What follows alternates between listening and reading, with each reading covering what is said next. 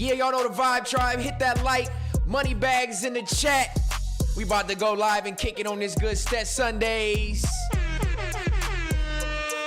If you ready to have a good time, I need to see some money bags. Let me get some flames. Let me get a like one time.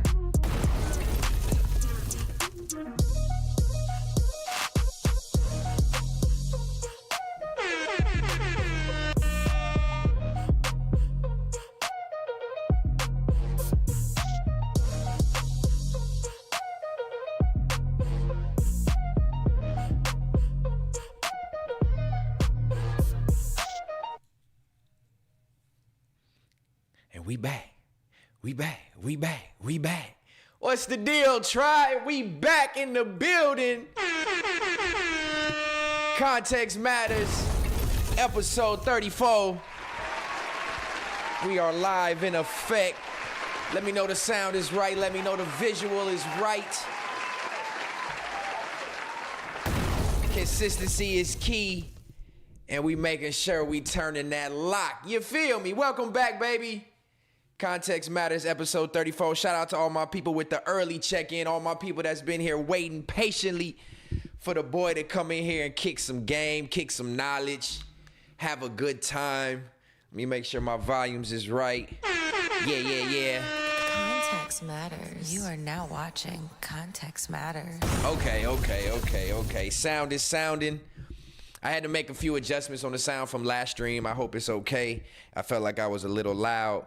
But nonetheless, we are back in effect. As I promised y'all, Sunday nights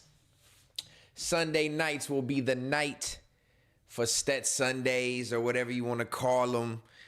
Sunday night kick it vibe where we recap things that went on during the week in case there's some things that need addressing after the week. We here to do it. You know what I mean?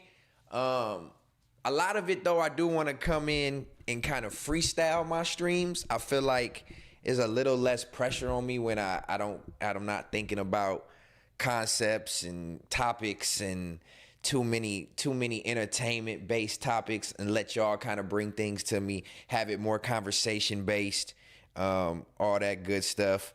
Girl, shut your ass up. Have it conversation based instead of like having people just sit back and watch the boy. I want y'all to be able to interact and make it a more engaging live stream. But nonetheless, we here. Context Matters.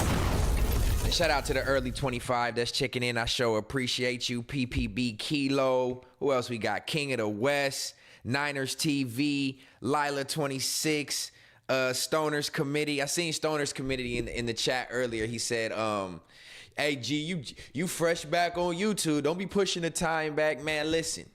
We going to have a consistent time every Sunday going forward.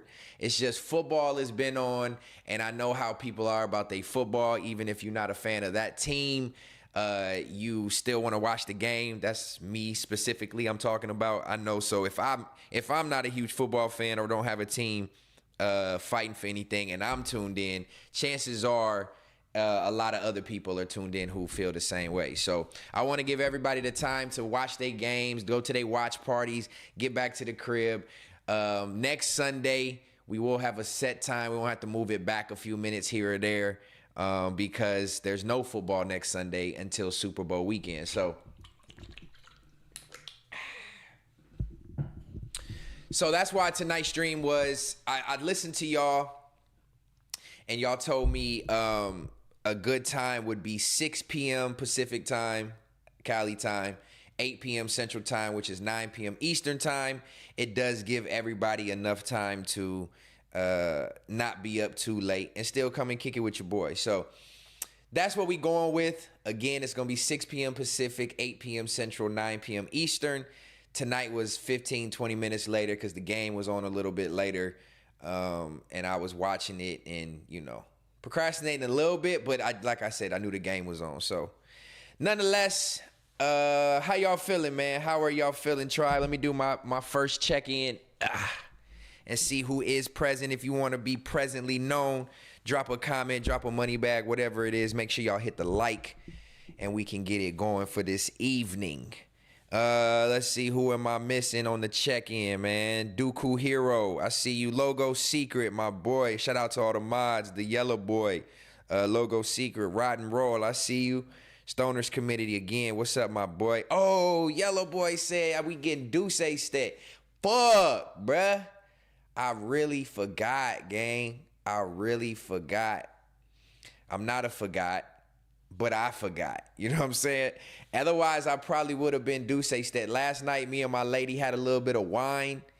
I don't know how wine stat would be on live. I'd be so chill. It'd be feeling like a liquid high. So I don't know how that would be, but I did forget to buy deceit. Y'all know I'm not an active drinker, so I don't just have liquor on deck. But yeah, I do want to do that. Maybe next Sunday when we're going to be on time and on schedule and there's no football going on, it would be a good time to bring deceit stat out. And then y'all trying to get deceit stat. Listen, he's dangerous, bruh. Deceit stat is for sure dangerous. I'm liable to see something and then react, or hear something and then like jump back into my old ways. Y'all trying to get me to crash and I'm trying to steer straight. You know what I'm saying? And y'all trying to get me to drink. But nonetheless, we may drink and have a good time. Like I said, I like the Sunday night vibe because I don't feel like there's no pressure. We kind of just, can kick it and talk, and it ain't too much pressure. During the week, I feel like it's pressure. I feel like ever since, I know I just popped back on last Sunday, but it just felt so chill and so like pressureless, for lack of better words. But anyway, who else did I miss? We all gonna get deceit stat soon enough. Trust and believe. I'm gonna make sure I make it happen. I'm gonna make it happen. But let's see who else we got. Of course, my baby's in the chat, Miss Moneybags. Y'all say what's up to Miss Moneybags, holding shit down. Context matters. PPB Kilo, I already shouted you out. Who else we got? Braggadocious, Uncle Biscuit, my brother. Listen to the Green Goblet helmets. What's that? What the fuck is the third law? Oh yeah. I want to kick off my third law streams this week too.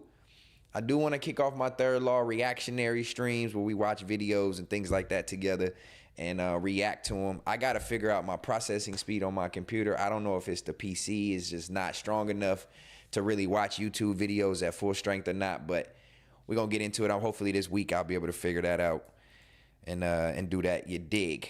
You do that. You dig. But yeah, this episode is Any Given Sunday.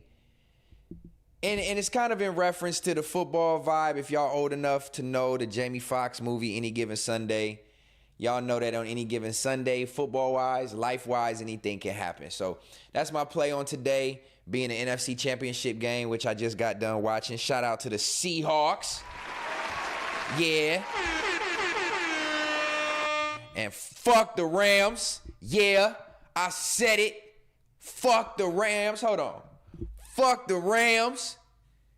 You know what I mean? I know I lived in LA. I was never a Rams fan in LA, so it's not like I'm turning my back now that I'm not there no more. But fuck the Rams. It is about the Seahawks. And mainly the reason why I'm saying fuck the Rams is because they did put out the Bears last week, and I was real disappointed about the whole Rams taking care of the Bears when this should have been the Bears season to make it to the Super Bowl. But nonetheless, the Rams is out of the fucking paint. Shout out to all the Ram fans, all the buster ass Ram fans who swear they was the shit, who got every piece of memorabilia, every piece of artwork for the Rams, and now they gotta sit in there and look at that bullshit and know that they're losers just like they team. You know what I mean? See, if I was on deceit, y'all would have got a little bit more recklessness on that response, but for the sake of me being nice and sober, we don't have to worry about that tonight.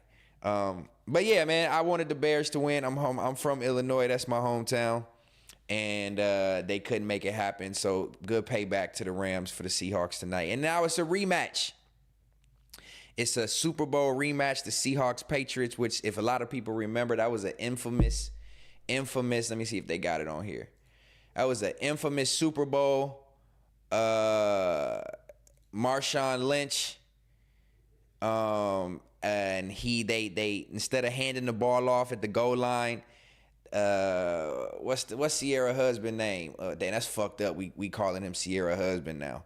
God damn, what's his name? Russell Wilson. As y'all know, he was in the Super Bowl against the Patriots. Last time we had this matchup, Russell Wilson decided to throw the ball from the goal line. The call was to pass from the goal line instead of handing off to Marshawn Lynch. They threw an interception. The Patriots ended up winning, giving Tom Brady like his 4th Super Bowl. They pretty much handed it to TB when I wanted the Seahawks to win. So now we got a rematch. We do have a rematch of the Super Bowl, and it's looking like they got the Seahawks as the favorites. So again, I'm not a big football fan. Y'all can keep me up to date on really how y'all feeling on that. I'm more so in it just for the competitiveness in the sport. I'm gonna pay attention, but Seahawks been balling. It's looking like they got them as a favorite against the Pats. But shout out to Stephon Diggs and the Pats. Let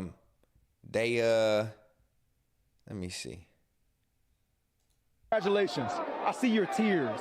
What are your emotions feeling like right now going to the Super Bowl? I'm just so proud of this team, man. You don't know how hard this year has been, bro, battling the injury and coming back, being around the right group of guys, man. Great quarterback, great OC, great team, great head coach, man.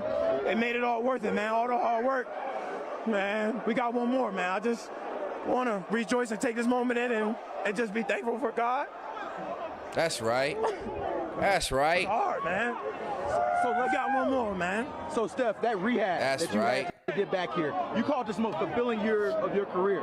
There were some people that wondered, would you come back and be the same player? What did you want to prove to yourself and to the world? Man, Eric, man, they was calling me washed. Said I ain't having no more. That's man. right. I just wanted to prove it to myself. I am who I say I am. E took a chance on me. This team took a chance on me. I just wanted to make them proud and make them. Just thank you, man. I'm thankful. That's right. Steph, I remember the last time you were at the AFC Championship, you watched the Chiefs celebrate. Now we're full circle, and you're celebrating.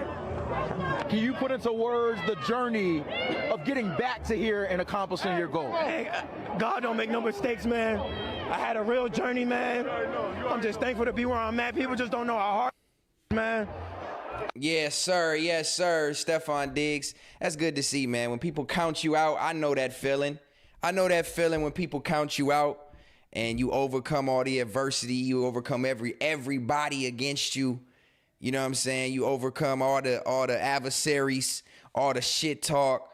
You know, they got him all in the news with Cardi B and having his baby and all these scandals and suing and all this. He being sued and all this shit they got him going on for. So shout out to Stephon Diggs, man. I'm proud of my boy for overcoming adversity. I can relate, gang. I can for sure relate. I don't know who I'm going with, though. Like I said, I'm not a huge football fan.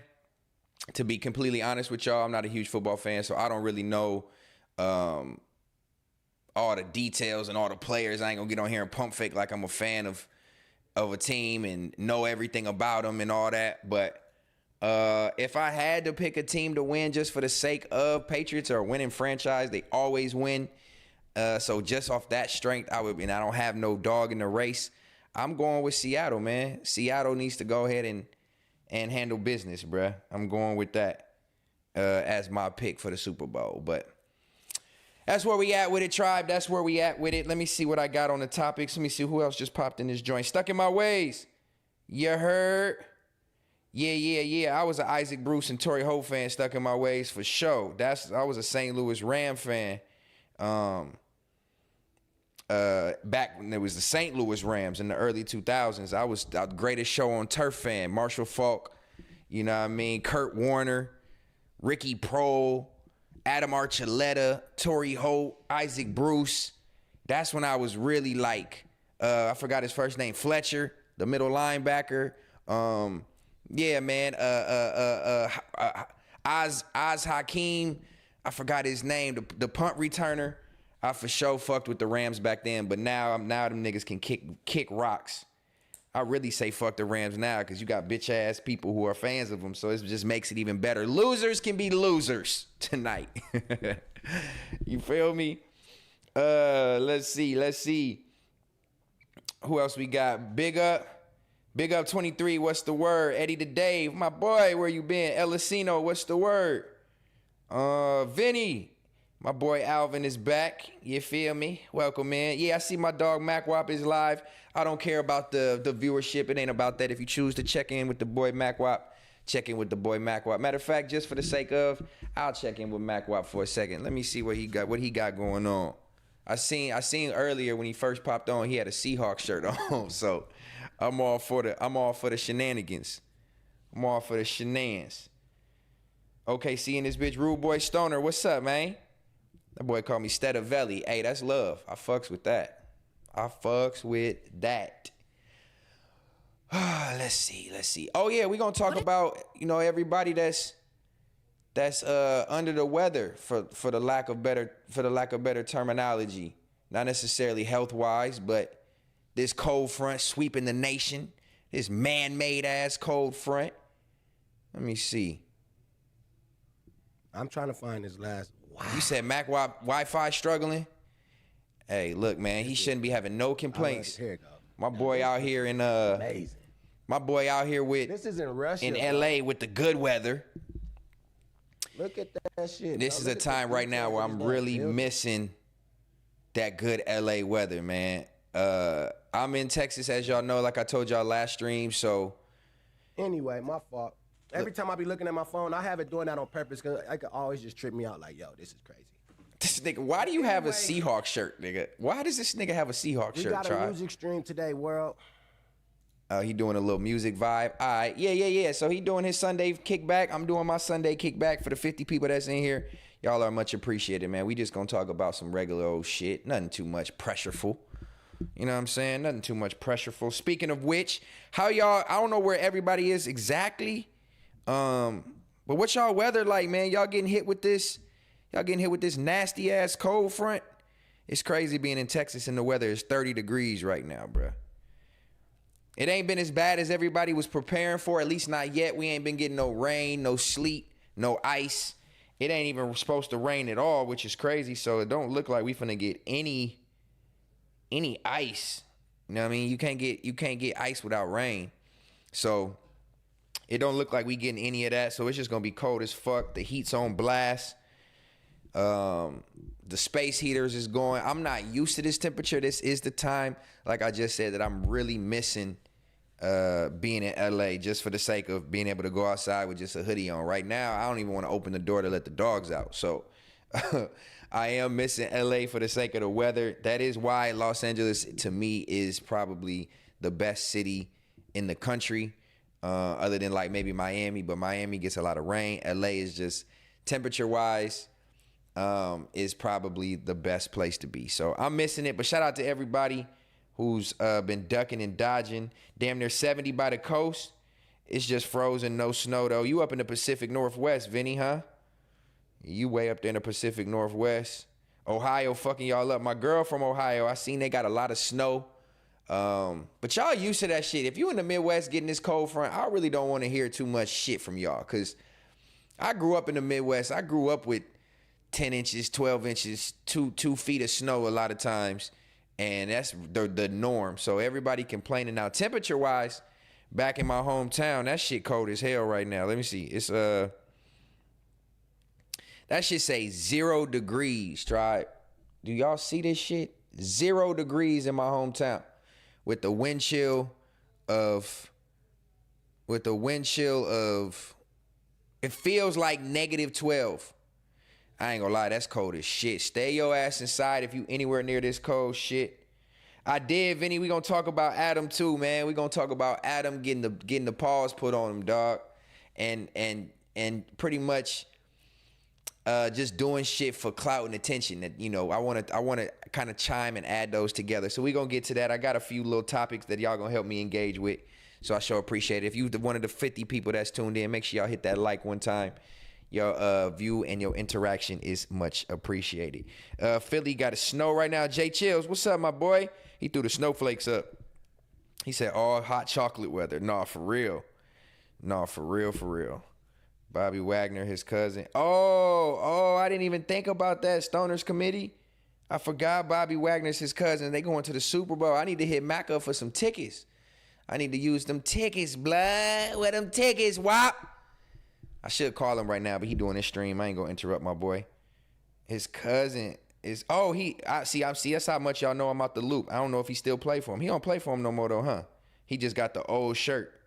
Don't he play for like the Redskins or something, or the Commanders, whatever y'all call them? I think something like that. I see the money bags. With four-wheel drive, I've been averaging 60 through the streets where there's no traffic. Eddie today, where you at, man? Where you at that you pushing everybody off the road? It's all slushy though, no ice yet. You ain't felt that negative 25 degrees Celsius. Fuck no. I'ma keep away from that, bruh. I've been keeping my ass in the crib. In the crib, oh shit, fucking up the camera. In the crib, letting the dogs out and closing the door behind their ass. And y'all go out there. I'm not touching it. But it's been a chill Sunday nonetheless. I kicked it with my niece today. Me and my girl kicked it with my niece. We watched a movie, played some Uno. You know what I mean? Just chill Sunday vibe. That's what we doing with Context Matters. You feel me? You in Washington? Yeah, Washington. Okay. See, I know a little bit. Tacoma. Yeah, you in Tacoma. Ain't a hood in Tacoma, nigga? Hood as fuck up there from what I heard. But okay, what did we have on this list? Oh, yeah, the weather. Okay, so we already talked about the weather. Got that out the way. I just wanted to see where everybody was tuning in from and how y'all was handling. I know they seen those power outages. My old city, Dallas, is getting hit by a dumbass snowstorm. Hella power outages. Basketball games and shit being canceled. All that good stuff. Yeah, just make sure y'all staying safe. You know what I mean? If you are in a place where the roads is fucked up, stay your ass off them roads. Don't even push it. We own that. Can you review the Corey Guns freestyle? Yeah, send it to my DM at Visionary Star at Stet 2.0.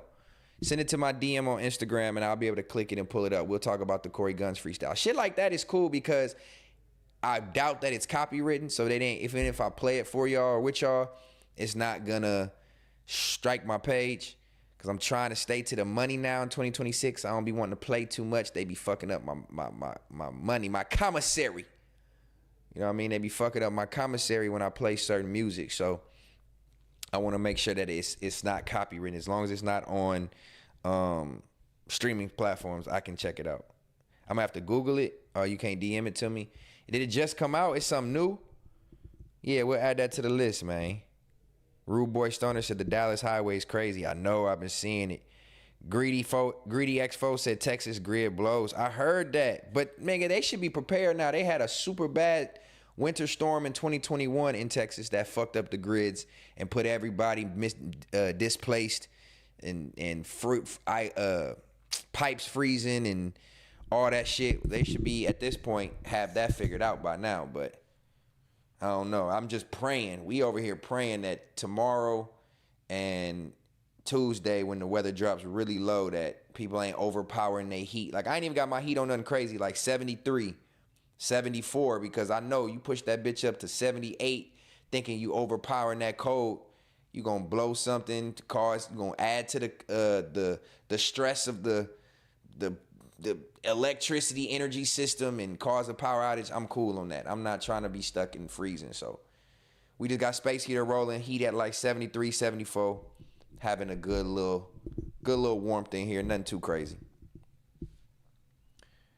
I was in Tulsa for that 2020 Arctic storm. Yeah, bruh, that shit was ridiculous. Not even a slot of new buildings in Dallas don't build infrastructure that can handle freezes. I seen that. Man, these Texas houses is not built for this weather, bruh. They not built for this weather whatsoever. All right, for sure. So we made sure everybody was safe and warm and during off the streets for the ice. We talked about Super Bowl 60. Which is in San Francisco, I think, huh? It's in San Francisco. I always wanted to go to a Super Bowl. I ain't gonna lie. I almost went last year to deliver Patrick Mahomes his rug, but they weren't able to come up with no extra seats for me to go do that. So I stayed my punk ass at the house. But I would like to go to a Super Bowl, regardless of having a team in the race. Tickets dumb expensive though, so I'm cool on that. But all right, let's talk about Let's talk about the hot topic over the week. I don't know if it was last night or 2 nights ago. When was the Adam22 fight, Tribe? When was the Adam22 Jason Love? Let me send this over real quick because I got a couple of links I can click. Let's see. When was that fight? Was that Friday, Saturday, one of the two? I'm about to pull it up. I don't give a fuck if I'm late. That's part of the Sunday recap. So if we can talk about it again, we just gonna talk about it again. But that shit was comedy. I didn't watch it live. I seen a lot of people was doing like trying to. I mean, I don't want to sound like a hater. I mean, I could have went live and pulled it up on the screen and watched it with y'all too. But I seen a lot of people was taking advantage of the namesake for that in these YouTube streets and trying to go live at the same time and watch it and trying to garnish views and attention off of it. But I didn't want to do that. I did see clips of it. It was Friday. Should have bum rushed him with the rug like a crazy fan. No, for real. It was Friday was the fight. All right, cool. Let me pull this up real quick, man. My internet running good tonight? Okay, cold weather. Everybody's inside running internet. I'm surprised this shit kicking up like this.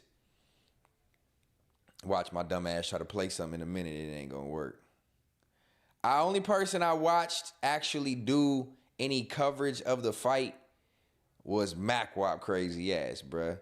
So I did watch MacWop cover the fight a little bit.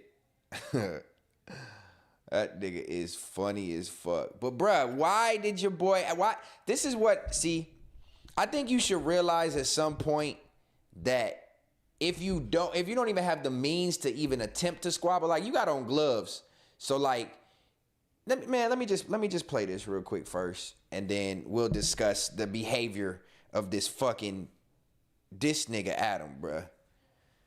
This nigga, I don't understand it. But all right, let me play this real quick. I know y'all all seen it. Just in case you haven't seen it, we gonna watch the highlight from it, and we gonna get my reaction. Oh shit. Never let a man fuck your bitch. Never let a man fuck your bitch. Oh, no. Oh, my God. Never. No. No way. Bro, what is this? Wait. Why is he running around in circles? Oh, my God. Hold on. No. Oof, caught that nigga with an uppercut. He practices score punch, not take a Yeah, white boy. What are you doing? It's going down. This is all part of the plan. Black set him This up. is all part of the plan. Black set him up. Black, you set him up. No, I didn't. You didn't get him good training. all You part of set the him up. plan. Bro, he didn't swing one time. I did realize that. Why he ain't swing at least once? No, I gave him a back shot. Come on, dog. Oh, shit. At some point, It's not over. It's all part of the plan, bro. and it don't even look like Jason throwing no. He ain't even throwing no haymakers. This is all the setup. This is all the setup. Oh my God. I didn't watch the whole thing. This nigga stayed on his fucking knees and look exhausted. Come on. Is this the whole fight? I don't know if this is the whole fight. Never let a man fuck your bitch. Oh, no. Oh, my God. Never. Wait, no. Oh, my God. Hey, look, this is my question to this, though. This is my real life. This is my question to this. Why is it that people don't realize if you have the means to ever come across somebody, especially somebody like Adam, bruh, he in LA and he talks so much shit about people. If you're not even prepared to put up a fight back with gloves on, what would possess you in your right mind to talk as much shit as you do? When you have money, you getting paid to swing with gloves on. You're not gonna get black eyes, bloody noses too bad probably. You ain't gonna bust your lip. You got a mouthpiece. You ain't gonna get hurt too bad. The nigga that's fighting you is not really trying to hurt you. And you couldn't even fight back in a boxing ring, bro? So what makes people like this think that just talking shit on the internet consistently, especially when you talk shit and troll people who you really don't have no real back and forth with? It's different. It's different when you talking shit to somebody, whether you can fight or not, and you actually got real issues with that person. And you down and you prepared to throw them hands when the time comes. But how the fuck do you get on your platform every day? And I don't got no issue with Adam. I'm just keeping it a bean. How do you get on there as a white man, talk shit to all these Hispanics and black people, and your platform is based off gang activity and catching the fade, and he's over here saying he would fight X, Y, and Z. I don't know all the people he said Adam said he would fight. The people from the old neighborhood shall remain nameless, but there's other people like, what's the nigga who just got out of jail who blew his hand off? 4 Extras. He wanted to squabble him. He wanted to squabble Sauce Walker. He wanted to squabble all these people. And this nigga fighting a porn star, somebody who don't even catch fades. And you got gloves on and you won't even throw your hands? Hold on. No. Hold on. Bah! Ooh, that uppercut was disgusting. This is score punch, not take a punch. Bro, Adam, what are you doing? It's going down. This is all part of the plan.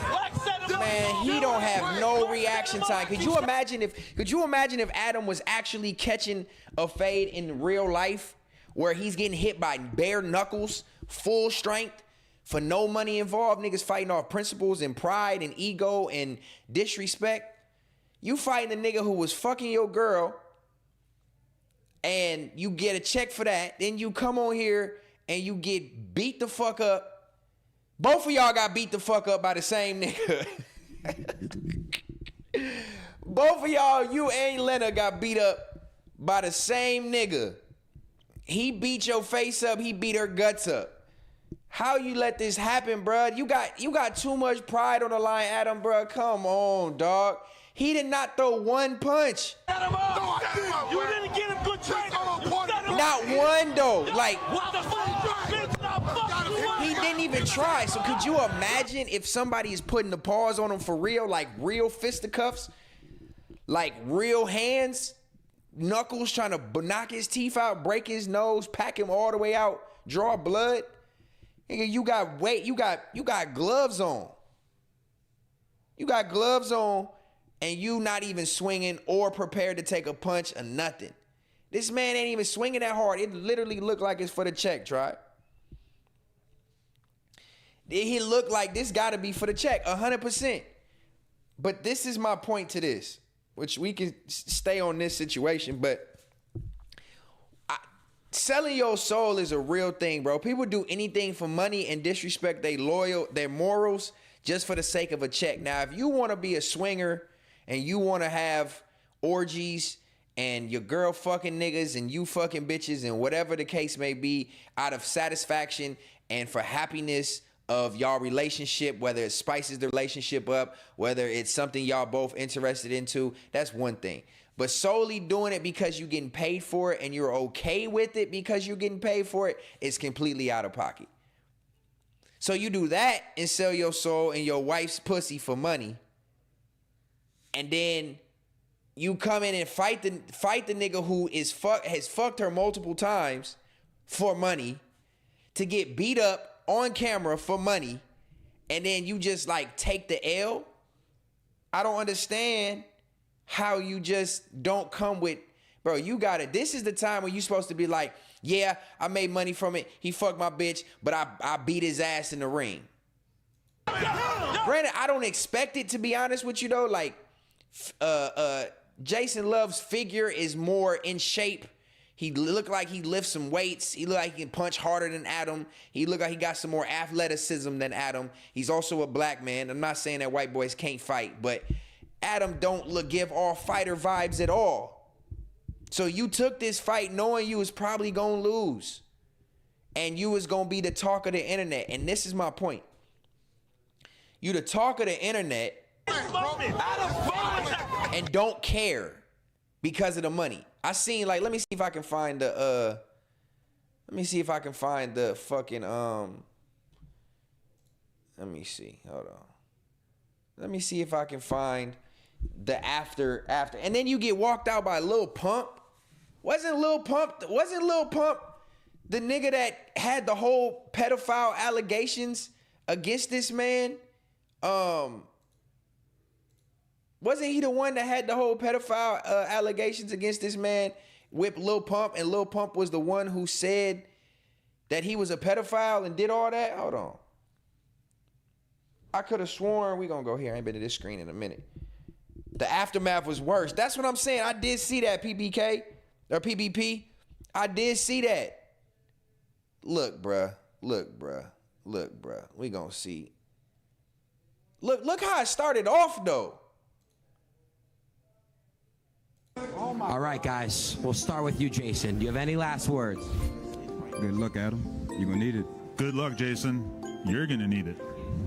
Go, baby. This one. Oh, my God. This one is crazy. Bro, you really went into this fight and had your girl be a part of this. Listen, bruh. This is what I be telling y'all about everything is not worth the money. I mean, honestly, I don't even know if I can fault the man. She's a porn star. She gets fucked on camera or has been fucked on camera. And what can you expect? He had her in the ring as a ring girl with her ass out. But this is all a money play. You literally had her come to the ring on the bro, look at this shit, bro. I don't even know which one to fucking click on, bro. This is crazy. Wait, you watched this? Ain't no fight back. Let's go, Adam. Let's go, Adam. It's going down. Look at Let's go. I got this video. Listen. Is this the whole thing? I'm letting you know we got our bet. Go, Todd. Oh, shit. Never let a man fuck your bitch. Never let I'm lagging when I switched it. Okay. a man fuck your bitch. Oh, no. Oh, my God. Never. No. Wait, no. All right, we seen the fight. Look, I'm looking for the after. Where's the post? Where is the post right here? Hope it's the whole thing. I got one for him. I want my boy Blueface to get my back fade. Blueface. Whack 100. Can we get Blueface in the ring? Famous Crip ain't turning down shit. Let's do it right now. If you guys want Blueface. Like, I don't like this shit. Give me them gloves. I only got one question. Yo, Lena, was this nigga better in the ring or better in bed? Word 2. Better in bed. Jason. But it's like the laugh. Dog, okay, look. You can tell when somebody's laughing genuinely or laughing because they're embarrassed or like they need to laugh to show it's not really bothering them. But dog, you sitting in front of the man that your wife is saying is better in bed than how he fights, bro. I don't understand it. So I don't get. You a real nigga, man. You held it down, man. We kill racism tonight, gang. Yo, chat. I love you guys so. I don't get how you can just do anything for a check, bro. I don't get how you can do anything for a check. Has he said anything else after the fight? This is bad. This is bad. Okay. It's bad that you don't even swing, tribe. That's my problem. More than anything, how do you not swing? Antonio Jr., what's up, my boy? Appreciate you checking in on this good Sunday evening. We will be on earlier next Sunday, just as a heads up. Henry Stees, for the love of money, he said, bruh, took a L for money. Greedy Expo, he's already past that point. Look, bruh. Adam, I don't think, I'm gonna just wrap it up with this. I don't think Adam can really talk too much shit no more. I don't care what he got paid for it. Let me ask y'all, tribe. If somebody say you're gonna get paid X amount of dollars if you win or X amount of dollars if you lose, are you settling for the losing money because it's the easier route and it's just for the money and it's a strike to your ego, it's a strike to your brand? Like, what are you gonna do? You just gonna not punch at all? You just gonna take the knee and take a TKO? Ain't no way, bruh. I'm going all out. I'm going all out. If I'm Adam, I'm swinging. I'm tired. Queen, gas. Lena the plug. She inspired all this. You want to come in here, love? Lena, I have a question for you, Lena. Are you proud of Adam? He's still a winner because he's got me. Queen, Lena the plug. She inspired all this. You want to come in here, love? Lena. She inspired all this. Yeah, she inspired on that man's dick. She inspired on that man's dick. No, I'm just fucking. I don't want Adam to get a clip of this and see and be like, oh, damn, now he gonna try to go at me. I'm not doing the back and forths. It ain't no bad hard feelings. I'm just keeping it a bean. Adam, you supposed to go out swinging, pun intended. You not supposed to be fucking letting your bitch get beat up by the man and then you getting your face beat up by the man. He beat up both of y'all face in different ways, but he beat up both of their face. I don't understand it. I'm not going out like that. That should have been that would have been the end all be all fight. I would have been going down swinging, throwing up. He said he only prepared for 2 weeks. And for anybody that hasn't been in a fight, I haven't been in a fight in probably a couple years, but if you have never been in a fight, it is physically exhausting. You can fight for 30 seconds, and when you fighting for your life, which he wasn't really fighting for his life in here with gloves on, but when you fighting for your life, it's physically exhausting. So 2 weeks of preparation, of cardio work, of punching training. The crazy thing is he was doing punching training and didn't even throw a punch. But nonetheless, fighting is a lot harder than people expect. I bet Adam tones down that aggression now because really if he comes in with any energy of catching the fade with anybody, I mean anybody that's handicapped, anybody that's smaller than him, anybody that's fatter than him, he don't have a leg to stand on to be able to say he gonna catch the fade and whoop somebody ass. It's just not gonna happen, tribe. I don't see anybody believing that anymore. So I'm just gonna tell Adam, my word of advice to Adam is, bro, you did what you did for money, but please don't, from a man perspective, please don't sit here and act like you can whoop nobody, bro, because you didn't. Lil Chucky, nigga, Lil Chucky look different than a bitch. Damn, I ain't seen Chucky in forever. That nigga look like a grown man. God damn. Look at this nigga Lil Chucky, bruh. I remember Lil Chucky from Young Money Side Topic. This nigga Chucky look grown, old in the motherfucker. I don't need a whole lot. I just need you with me if I'm by myself. Maybe it's just so tired. Cause I gotta go to tripping every time I call it down. Damn, I had to just give Lil Chucky. Shout out to Chucky, man. I ain't talked to Chucky in so long. God damn. Lil Chucky, that's crazy. Shout out to JoJo Simmons. Why you say shout out to JoJo? TJ Monty. What's the deal, boy? Finally back. Yeah, man, I'm telling y'all, Sundays is my night, man. We just gonna kick it on Sundays. From either 6 people, 66 people, or 660 people. That's what we doing, man. We just kicking it on Sunday nights. Talking about whatever y'all want to talk about. Talk about the week, what happened, transpired. We gonna do some recaps. Do the whole shit. So I appreciate you checking in with me, brother. But we here Sunday nights. Make sure you come every Sunday. Breezy, he said, how you feeling, Stet? I'm feeling good, man. I'm not, honestly, coming back streaming now, 2026, second time. I don't know. It just feels less pressure. Believe it or not. Oh, that's a topic we can touch on real quick. React to Keem and Kev. Oh, them going back and forth. I was actually watching that live stream. I don't have a clip of it to watch it with y'all, but I for sure would react. What was I saying? See, that's how I be forgetting shit. Damn, what was I just saying? Y'all help me out. You said you look like the baby.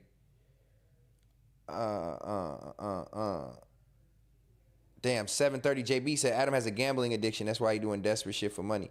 Y'all remind me what I was saying, and I'll jump back into that because I for sure forgot. I got that short-term memory. Oh, being back streaming. Oh, yeah. Oh, yeah. Thank you. See, my baby, she can hear me. She hear me downstairs, and she hear me through the camera. And she in the chat. Shout out to Miss Moneybags. You are now watching Context Matters. Now that I know what that is, let me see what he was talking about with this JoJo thing. And Sugar, we're going down swinging. No, for real. Hey, that's funny. He didn't swing at all, but his girlfriend swinging. That's crazy. God damn, Adam. Woo. Stet, did you jump Rev Run Son with Lil Twist on that one episode of Growing Up Hip Hop? No, bruh. I wasn't there during that filming episode. But shout out to JoJo. JoJo good people. JoJo is good people, man. That's funny that you said that. I completely forgot Twist and them try to get at JoJo. Just slap that nigga. Damn. Shout out to my brother Twizzy F, man. He been going crazy. Yellow Boy, yeah, he said the real ones are here. No, for sure. You know what I mean? If y'all click away, you come back, man. That's but that leads me into what I was saying. I don't feel like there's as much pressure with streaming for me now. I don't know if it's just a mentality, but there was anxieties, I think, that came with streaming last year. Even though I had stopped talking about people for, I don't know why I still got these on. Even though I had stopped talking about people for months already, I just feel like there was more pressure. I don't know if it was to deliver certain type of content, be a certain type of jokester or streamer or whatever it is. I feel like these now, it ain't no pressure. Ain't no anxieties, ain't no sweat, figuratively and physically, you know what I mean? But the vibe is cool, man. I just want to build a tribe of people who want good energy. You know what I mean? That's really it for sure. But no, nonetheless, to wrap that up, shout out to Adam, man. He got in the ring. He didn't fight at all. I don't understand what the point of that was, but he did it. And yeah, man. Salute to you, I guess. But you look bad, bro. And I think eventually when people realize that they doing stuff for fame and clout and attention, like, what is it worth anymore? I feel like we live in a day and age now where people really do anything for clout. Shout out to Offset now. They do anything for clout. Cause where do we draw the line now? You getting your bitch fucked on camera for the world to see for clout. You get in the ring and you boxing, getting beat up, not swinging, not even trying for clout and money. Because at the end of the day, people going to be like, whether it's him or not, I'm just speaking figuratively speaking. If it's him or somebody else, they going to say, shit, I got the bag for it. Or, shit, I got paid, I made $2 million off of the shit. Now, if you already struggling financially and there's certain opportunities for you to take to make money that will change your well-being and your livelihood and give you a better life, then yes. But if you already in a space where you rich or making money and you start to do things just for the sake of to keep your name buzzing or keep you in the topic of conversation and you selling out doing whatever, we have to draw the line. This fame shit has become so dangerous. Obviously, we can thank social media for it, like I just had. He had some squabbles for his competition. But again, he was fighting up to his competition. He probably didn't train hard either. But if you're doing anything for this fame and clout and attention, it comes a point in time where we got to be like, all right, man, enough is enough, dog. And the problem with it is we giving these people the attention. We giving these people the light of day to make it feel like their opinions are valued, which will lead me into the next conversation where we're talking about, really, it's crazy because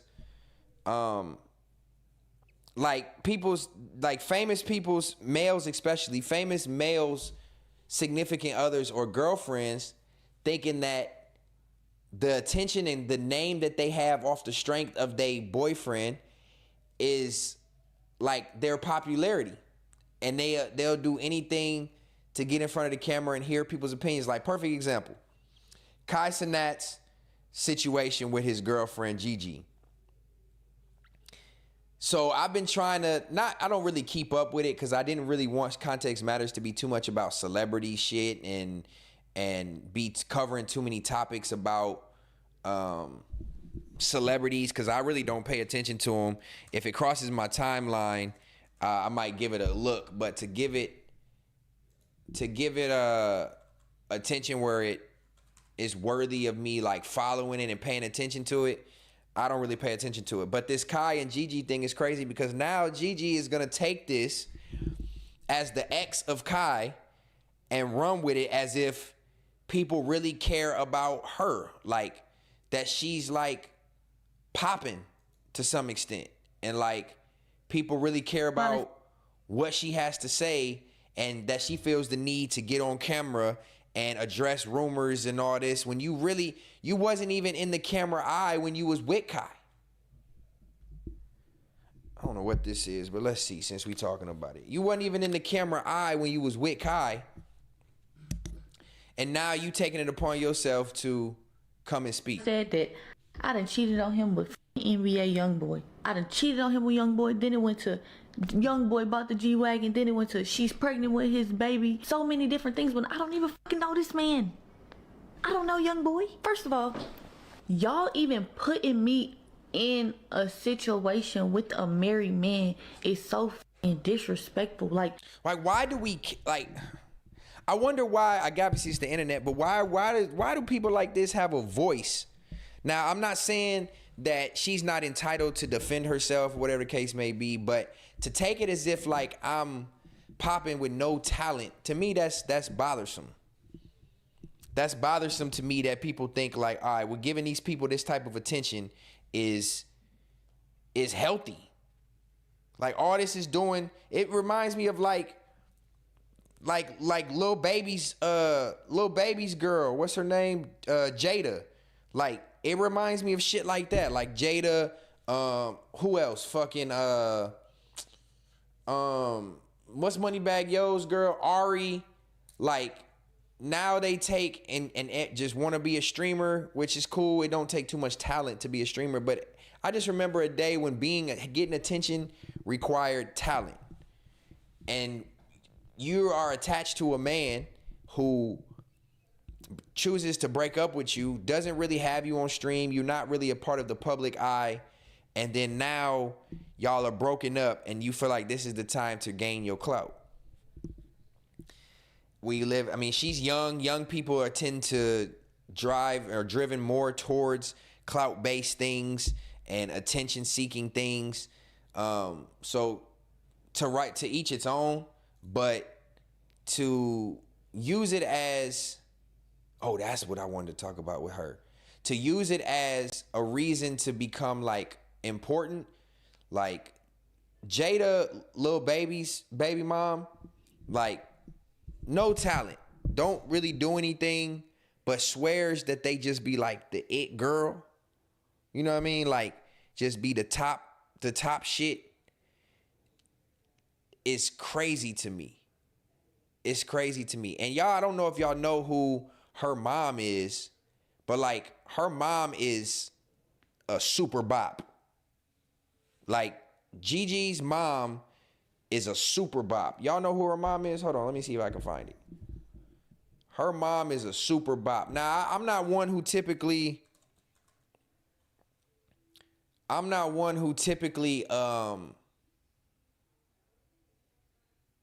who judge people off of their social media content per se and like how they choose to dress and whatnot. But just from being affiliated with the industry and knowing the ins and outs of what's going on, I know the type of woman this woman is, and she chooses to, what the things she chooses to indulge in, and the just no talent, pretty girls with bodies who only fuck with niggas with money, right? That's who her mom is. So like, you offspring of your mom. This is Gigi's mom, tribe. You just, bro, being on social media for so long, you can just tell the type of, look, let me find out she just walking with a suitcase. All right, film me do this.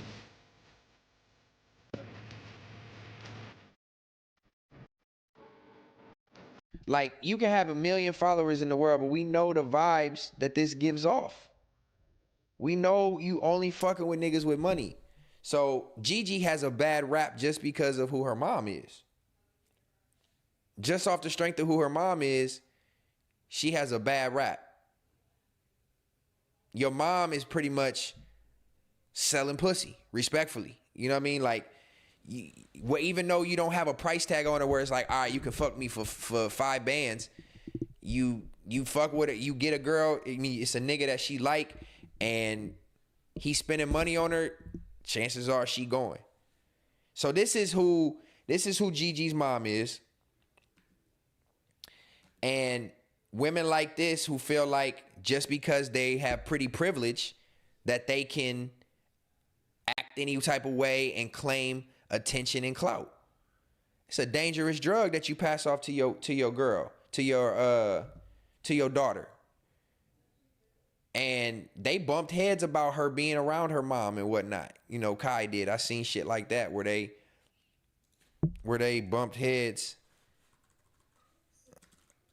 about who her mom is and the type of energy she be around. So of fucking course she's gonna take after her mother. Not gonna lie, I take her mama over Gigi. The daughter got none of that ass. Y'all fucking funny. As she should. What else she gonna do? Get a 9-to-5? What's wrong with that? What's wrong with that? Why is having a 9-to-5 a bad thing? Like, obviously, if you can get money another way that's morally upright, then salute to you. But to depend on being like, bro, like the, I don't like this type I'm of about shit. to read what my partner that knows me and knows exactly how I am when it comes to cheating or when it comes to stepping out or when it comes to doing certain things. Let me tell you what he said. I said to... Is she right? First of all, I want to know how do y'all feel? Is she right for even making a video and defending herself when she's not in the public eye? If she's not in the public eye and they're not getting back and forth, is she right for even taking the time to be like, all right, I'm about to hop on a live stream. You're not a streamer. You don't do nothing like this, but you gonna hop on there to defend yourself, to try to clear your name. Is she right for that? Or is she reaching? I guarantee, I'm willing to bet y'all anything right now that she is gonna become a streamer. Yeah, exactly. A 9-to-5 woman is golden. I don't see nothing wrong with it. Obviously, you want to be able to make more money to provide a different or a better lifestyle or whatever the case may be. But if you are a woman who are depending on the name of the person you fucking with for your clout or for your notoriety, that's ass backwards, bro. That's when I be like, stay in your place. Her mama behind it, he said. Drop said her mom's behind it. And she wasn't even getting along with her mom last I heard. With an ass like that, it's just going to be distraction at work. That's funny. She was cheating on Kai with a little baby blunt roller. I mean, that's what I'm saying, bro. These hoes, you got a multi-million-dollar nigga and you still bouncing around. Now, one thing I will say, kind of switching the topic off of her, is whether she cheated or not, these allegations are holding a lot of weight and echoing heavily. So if you are defending, this is why I do give her a little bit of the benefit of the doubt, is if you are clearing up your name because you don't want to be painted as a certain way, but using it to fuel a career, that's where it's the problem. But if you are trying to clear your name and clear up allegations on your name that paint you to be in a negative way that you are completely against, I'm all for it. I'm all for it. But then get on here and bash other people and like make it a story or a headline, you reaching. But I will say, where is it at? I will say on this side topic that she did say that one of Kai's homies was trying to holler at her in the DM. Where that shit at? Where that shit at? Hold on. It's this dude right here, Dez. Wait. What? Okay, so this is gonna lead me into the next part of this topic, and we can move on from these kids, because these are kids, and we adults. A lot of us are adults. It is just topic covering, and it's a headline over the past week. So supposedly, let me ask y'all. Supposedly that dude, that Dez dude, was trying to holler at Gigi not only while she was with Kai, but after. Where is it at? Where is it at? I did see this, and I wanted to ask y'all, how out of pocket is this shit? This nigga is part of Kai's gang, clique. Oh my God, Baby Glitch, the biggest in the fucking world. Really, they hate us because we got Baby Glitch. They hate us because we got the biggest leaf. And we got Baby Glitch, Reggie, me, ENT, and PG, Thought I don't give a fuck. Nobody saying about me. Fuck y'all. Fuck them. Fuck them. Fuck everybody. It's my fucking birthday, nigga. Yo! Where's the fucking mom? I'll punch one of y'all niggas right now. Get off the phone. That ass, nigga. So he crashing out like this because supposedly I seen DMs. Hoes gotta eat too. That's crazy. I'm big, but I fuck with you, Stay. You're very talented. Glad you came back. Hey, I appreciate you, ill dog. You know what I mean? I appreciate that, dog. I like to talk. I like to talk shit. I like to give my opinion on things. I like to communicate with my tribe. And you know what I mean? Have good conversations. So I appreciate you checking it. So this nigga Dez supposedly sent DMs to Gigi, and while they was trying to get, while they was, where the fuck is that shit at? Let me see, hold on.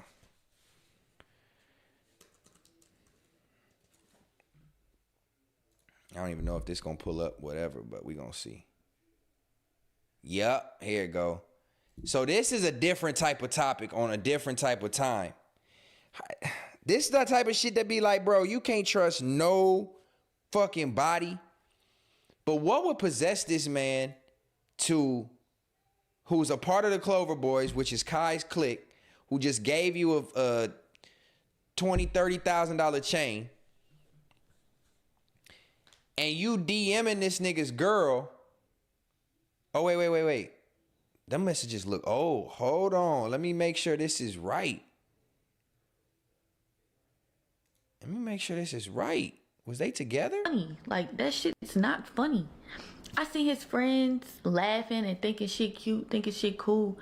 Who the fuck laughs at their friend going through a breakup? Or who the fuck gets excited behind their friend going through a breakup? But then I thought about it. Every friend that fucking laughed or got excited was a nigga that was on my dick. Deshae, why the fuck are you saying anything? I seen the clip where Deshae was like, oh, I was never a fan of Kai and Gigi. Kai needs to da-da-da-da. Of course you weren't a fan, my heart. Because you wanted to be my nigga. Like, you wanted to be my, like, Deshae. But let me give y'all a backstory on this Deshae. When me and Kai first got together, Deshae was calling and texting Kai like, oh, that's a little girl, you like her, like, nah, bro, I don't think you should fuck with her. But was the main nigga trying to fuck with me? Mind you, me and his sister were best friends from when we were like 13, 14 years old until 21. Deshae had been trying to fuck with me since I was like 13, 14 years old, since I met them. Funny, like. Oh, hell no. Look, my chat, y'all just said she liked Deshae, but she chose the most lit friend, that's all. It was Deshae, not Dez. Deshae a tag along, not his man's. She chasing it. Wasn't his girl around that time. Before they was together, 2021, shoot or shoot. Kai just wifed her. I did see that. See, that made me just second guess. What was going on. Dez, you thought shit was so funny, thought shit was so cool, thought shit was so cute, right? You were so happy that your friend is now not in a relationship. But, Dez, you also were trying to fuck with me. It's so crazy how the niggas that are his friends that got up here laughing, thinking shit cute, thinking shit funny, and spoke on it was the niggas trying to fuck with me. Dez, I just caught your ass the other day. Hold on, let's pull it up. Because I just caught your ass the other day on my page. What the fuck are you on my page liking my shit for? Once I caught you on my page liking my shit the other day, I then went... Wait, so is it out of bounds to like a picture of your homie's girl? Now, granted, if she's in a bikini or she's like scantily clad or like overtly expressing sexuality in her picture, yes, I 100% agree that it's out of pocket to be liking your homeboy's girlfriend's picture. But like, what if she just posting regular pictures? Like, is that wrong to like her picture? Like, if y'all friends, everybody's cool with each other and cordial, is that wrong for him to be like, oh, okay, you know, I'm just gonna double tap everybody I fuck with picture? Or like, if it's not on no flirtatious shit, you ain't dropping no heart eyes, is it wrong? Niggas in the chat saying that's wrong. Really? Y'all think that's wrong to even like your homeboy's girlfriend's picture? As long as, like, okay, I agree. It's wrong if she's showcasing sexuality or she's being overtly sexual. But if she's at a baby shower or her baby shower, or if she's fucking on vacation somewhere, or she's posted with the family or whatever, she says something funny and you like it, that's wrong? Niggas say just look and scroll. I don't know about that. I feel like if y'all all friends, there shouldn't be nothing wrong with that. I feel like there shouldn't be nothing wrong with liking the picture. But let it go off, though. To your page, went to go DM you and tell you about yourself until I came across the DMs you have been sending me since 2021, Des. Hold on. Where is it at? What did it say? Actually, I'm just put it right here. I'm just put it on the screen. DTB Des goes to page. Cool. Mind you.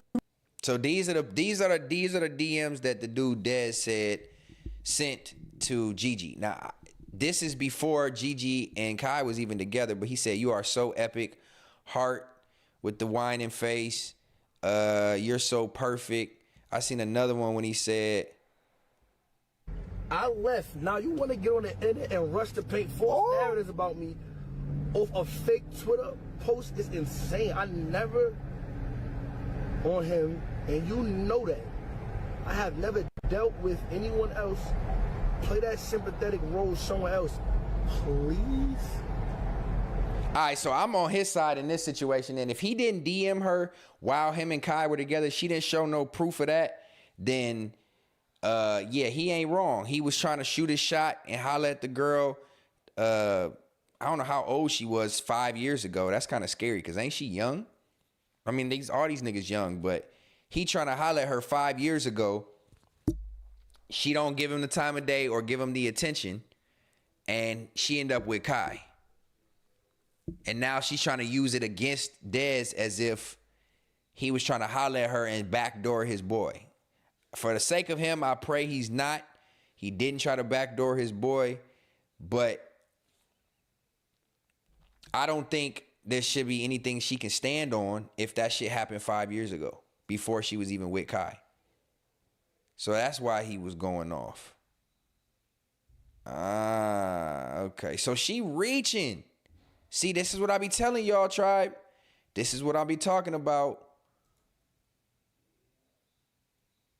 I see his friends laughing and thinking shit cute. Already seen that. Of course they gonna side with Kai. That's their boy. The chick called Kai fucking a big booty bitch that he probably paid for at 5 a.m. That's how it go. We know how Kai giving it up.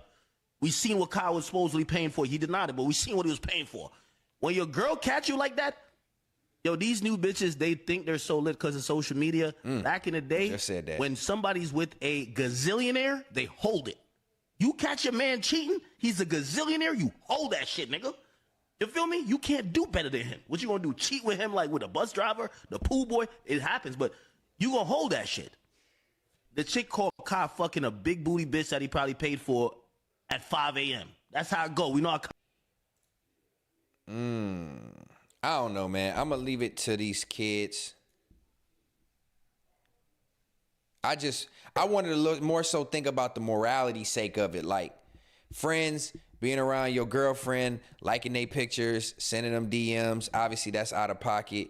But what if you knew her before they got together? What if, in this case, let's just say Gigi was cool and friends with Dez already, and they had their history, and then she get with his man's Kai. Is he supposed to fully forget that they was friends? I don't know. What I know, bro, from a close source, that this girl, she literally was not fucking with you, bro. She was not fucking with you at the jump. She was not fucking with you at the jump, bro. She was saying, oh, like, Kai lucky he got money. You know what I'm saying? Oh, you're not her type. Laughing in the back of my mama's car. Laughing in the back of my mama's car. Saying, oh, Kai lucky he got money. He lucky he got money. Boom, boom, boom. He not my type. Ooh, woo-doo-woo, woo-doo-woo. He talking about her? Why the fuck you saying that about somebody? Oh, I'm gonna play my cards right. How you gonna play your cards right? You got all junkers.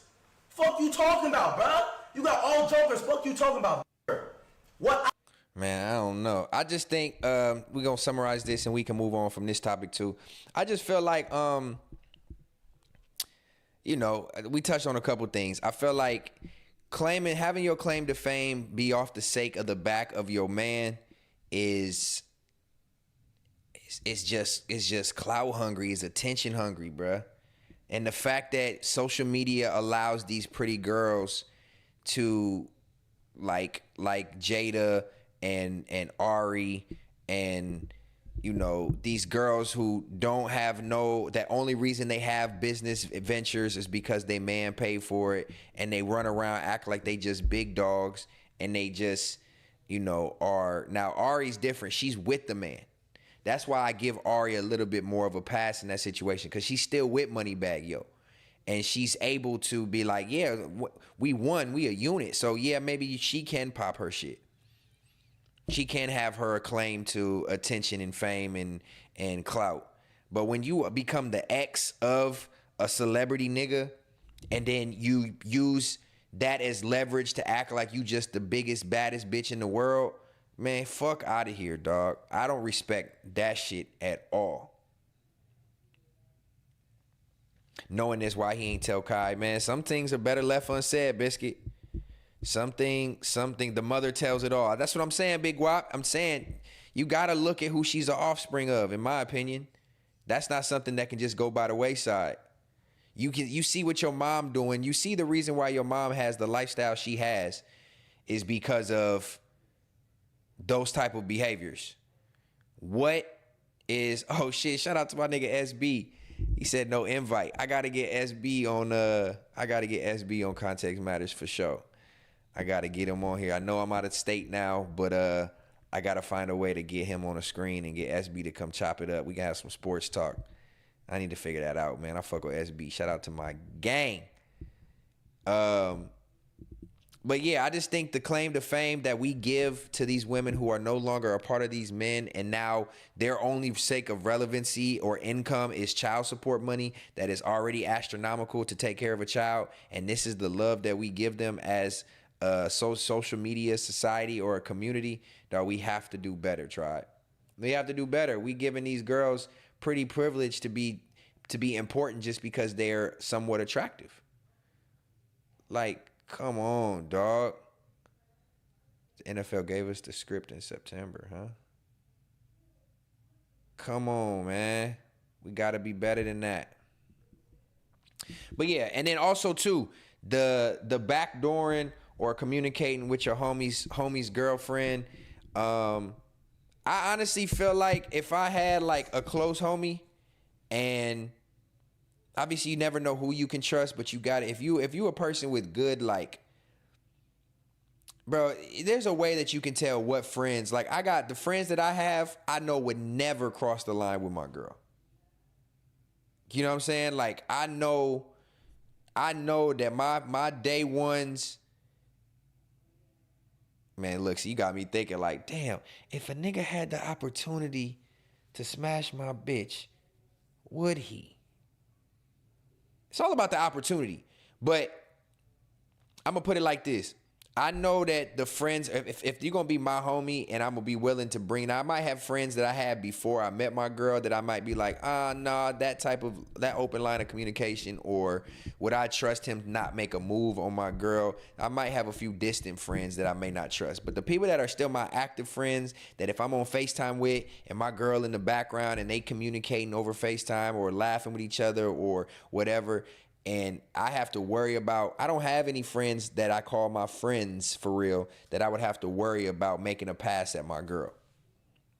So it's like, yes, you want to make sure you watch the company you keep, but then that means the friends that I do have, I wouldn't have an issue with them liking her pictures unless she was, you know, the picture was overtly sexual or scantily clad or more skin was showing. Then it's like, okay, maybe you shouldn't even be liking those pictures. But if it's just regular wholesome photos or whatever, and you friends with my girl, you got, at some point, that's insecurity line. You got to be able to pull that insecurity line down and be like, nah, you know, you would want your homeboys to be able to be friends with your girl. I would want my girl to be comfortable if she's out and something happens and my homeboy is in the same building, that he gonna protect her. You know what I mean? Or they got an open line of communication. But I just think at the end of the day, you gotta know what type of people are allowed and who's comfortable around to be around your girl. You know what I mean? It's crazy to think. I'm trying to think, have I ever been there? I'm not gonna lie, when I was younger, I had a friend who had a girlfriend, and before he made her his girlfriend and they was just talking, we used to joke like, or I used to joke with him like, man, look, man, let me holler at her, bruh. Y'all ain't even talking like that. Like, bruh, let me, whatever. And eventually she ended up becoming his girlfriend. So I'm assuming he had some type of understanding of knowing of like, man, Stet might be attracted to my girl. But he never like stopped the line of communication. We never really communicated after that, but it's like, it wasn't awkward if there was interaction, at least not on my behalf. But I ain't gonna lie, after they broke up, it was free game. How do y'all feel about that? Let me ask y'all that. If your homie is with a girl and they don't got no babies together, they don't seriously date for long term, and it's not no love situation, they mainly just fucking or lightly dating, a few little feelings involved, and then they break up. Is it free game? Y'all funny. Y'all funny. Wait, what? I really see. This why I don't be. You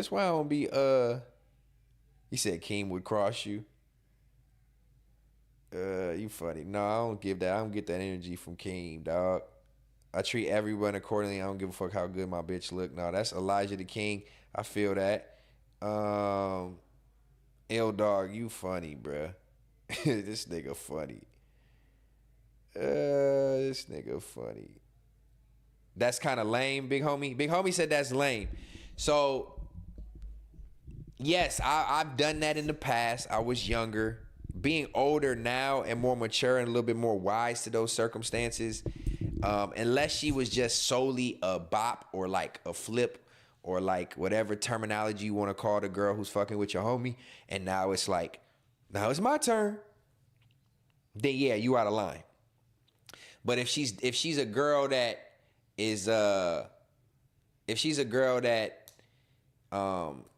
well, I think I might have said that backwards. If she is a bop or a hoe or a thing, then I don't know if I look at it like it's such a bad thing. Like, nigga, you didn't love this bitch. Like now it's like open free game.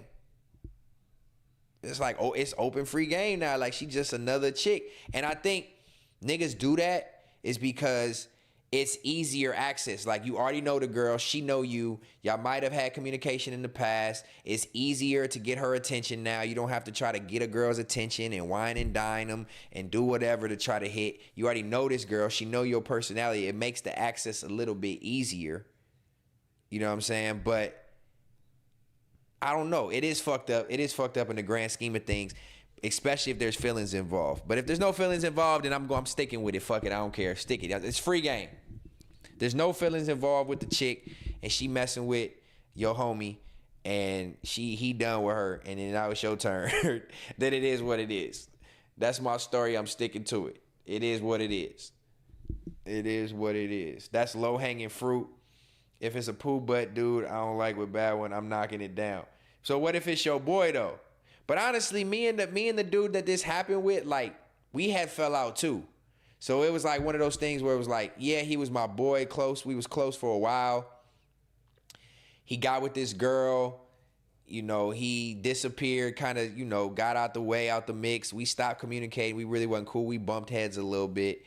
We were still social and associates, but by the time that he broke up with this girl, we was no longer cool. Like, we didn't communicate. We wasn't homies. We wasn't kicking it. It wasn't nothing like that. And now it's like, oh, he's done with her. We still have a friendship from before or whatever the case may be. So I'm just going to explore this option. Is it fucked up? Maybe. But is it fucked up? No. I'm leaving that 50-50 just like that. Talk about This old me, baby. This is before I met you. I met you when I was 31 years old, man. This is pre meeting Miss Moneybags life mentality. You know what I'm saying? This is pre meeting meeting Miss Moneybags mentality. I wouldn't feel like this. I wouldn't feel like this if it was my mentality now. I would never do no shit like that. But honestly, I don't have a whole bunch of homies with girls that would even be a possibility anyway. So yeah, that ain't cool. I wouldn't rock with that no more. I've done it before, but when I was a kid, not as an adult. See, that's what I'm saying. I think when you were a kid, that's kind of that's not that it's cool, but like I think a lot of people do shit like that too because of the risk. Not necessarily the risk, but like the adrenaline rush of like, dang, I know we not supposed to be doing this, but that makes the attraction stronger. That makes the sex better. That makes the kicking it more risque. You know what I'm saying? I think that's part of what makes it fun and exciting. Like me, when I did that a couple times, it was like, dang, I know I'm not supposed to be kicking it with this girl. She messed with my homie or used to mess with my homie or whatever. Man, I lived a hell of a life.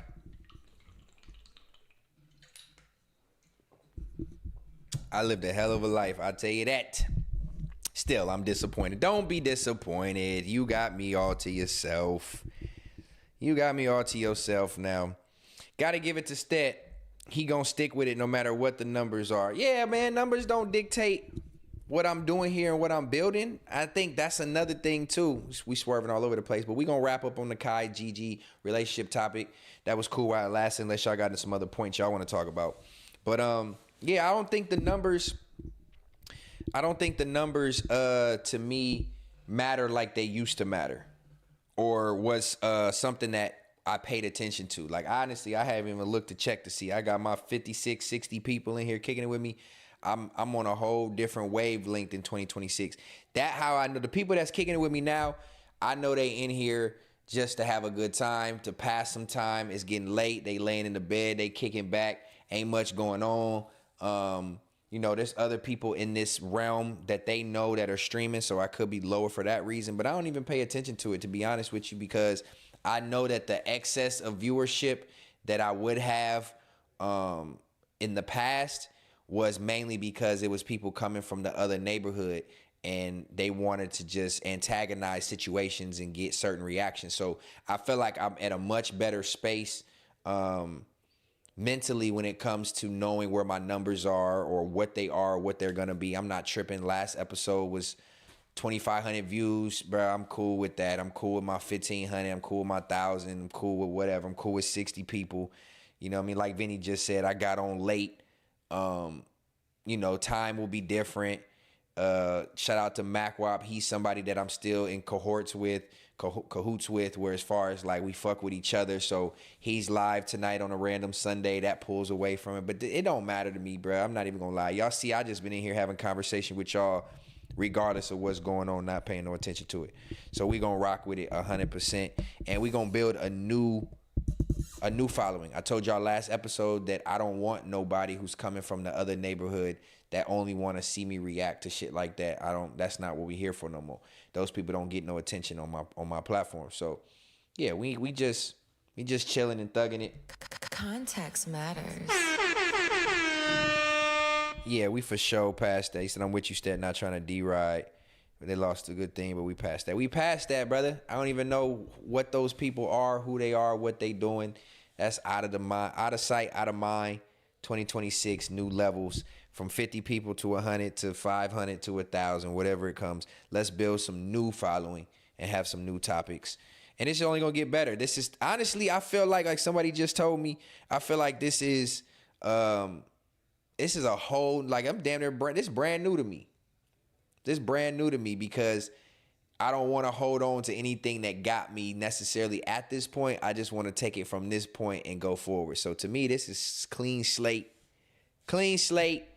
I'm still trying to figure out a direction of how everything wants to go. I'm popping out with Third Law on some reaction shit this week. I'm doing Context Matters on Sunday with a Sunday recap. Yeah, bro, this is all brand new shit to me. This is all brand new shit to me, man. Fuck Eddie the Dave. I know you do, my boy. I appreciate you, bro. You've been tapped in for a minute. Why this shit not moving? Sauce Walker was on Twitch talking to 80 viewers. We all start from somewhere. That's what I'm saying. That's why I don't be tripping, bro. My Instagram got 4,000 followers. I'm known for making art, not really known for being a streamer. And, you know, you got famous, rich people that stream on these Twitches and these YouTubes that are getting the same viewership that I got. And that's why you can't never really compare one man's accomplishments to another, to be honest with you, because you know, I could have 200 people and feel like, oh, I'm a big dog because I got more streamers than somebody who's more famous than me. But you can't let this shit let you get big-headed. You know what I mean? I'm not a brother. I'm a female. Ill dog, you a female? That's a code name for a female. It's a code name for a female. Vinny, I'm about to get, speaking of which, I got to get the Context Matters Instagram back moving with clips. I be lacking when it comes to that. But I think it's going to be easier now that I'm only going once a week, at least to start, to where it'll give me time during the week to cut clips, cut out the cuss words, post them up on YouTube, grab clips, throw them on Instagram for the pieces that I'm doing. I don't have a team doing nothing with me. It's all by myself, but this will give me a little bit more availability to find time to get my Instagram moving the way it needs in order to kind of gain some traction and get some more following. Because I know a lot of the people who will watch me eventually will come from finding me on YouTube, on reposted videos on Instagram and catchy shit like that. So we gonna figure it out, man. It's all brand new. It's all brand new to me. That's why I'm not even pressed on viewership for real. We starting from scratch. It's like my second stream ever type shit. Make sure I hit that like though if you enjoying the time and the kickback. I see my favorite rapper on Twitch streaming with 8 viewers. Keep going. Yeah, bro, that's really what it is. That's really what it is. The other shit too, WWE. Jesse, I don't know what the hell you talking about. See, I hate when people like, that's why I'm glad I'm not drinking Tribe, because I hate when people get in the chat and start just saying dumb shit that really you don't even fucking believe what you be saying, and not to even give it attention, but because you are in my chat and I like to address everybody who posts, you must be out your mind, dog. I don't get what you, I don't understand. But we're gonna keep it pushing past that anyway. Shout out to my tribe. Make sure y'all hit that like one time. We 63 deep, it looks like, since we talking about numbers, and we kicking it on a late night. Damn, it's already midnight on the East Coast, 10:50 Central Time, 8:50 West Coast time. So yeah, we're gonna go earlier next week too to make that a little bit smoother transition. All right, so speaking of Super Bowl, we talked about Super Bowl. J. Cole's album is dropping on February 6th, right? J. Cole's album is dropping February 6th. I'm beyond ecstatic for this. Anybody who knows me knows how much of a Cole fan I am. Let's see. Look, y'all can see my comment right here. I'm too geeked for this. John got on Keem. I seen it. I was in the chat, Vinny. I watched that live. So I for sure could talk about it or react to it, but I was already in the chat. I already watched it. I like to react to shit I really haven't paid attention to. Everything is supposed to go. The boy is back. You see this especially in like show business with famous actors. Y'all can see my comment musicians. right here. It's time. And the boy like, is back. This guy used to be famous, and then J. Cole is my favorite rapper. It's between him and Drake. I think when we're talking about pure bars, lyricism, concepts, songs, I'm more of a J. Cole fan. Drake got bigger hits and can carry a more crossover, commercial style sound, so I fuck with him for the sake of that. He makes some hard records, but bottom line, J. Cole is the best rapper in the industry. There's no rapper better. I seen Fat Joe say that Cole should not come out popping that he's the best shit because he ducked the smoke from Kendrick. Now, I'm excited for this album. I'm ready for him to talk all the shit he want to. There's a difference between going into a rap battle and battling somebody based off of the just the talent aspect of bars and rapping and skill set and showcasing you the best rapper versus going at somebody and making it like a personal vendetta attack where I'm gonna hate you afterwards, or where we talking about loved ones and family members. Like, you see the direction that the Kendrick and Drake beef went. They was once at one point semi-cool. So you see the direction that went and how negative it went and how personal it got to where they will never be cool again. Drake and K-Dot will never be cool again. They're going to be on some 50 and Ja Rule shit for the rest of their lives. They will never be cool.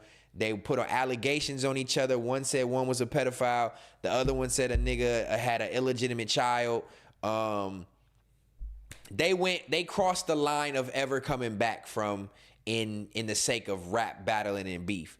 So for Fat Joe to say he's not respecting what Cole talking about as being the best, that's a different reason. We all know why Cole ducked out of that beef. He got away from the animosity and hatred of the direction that was going. He's seen it coming, bruh.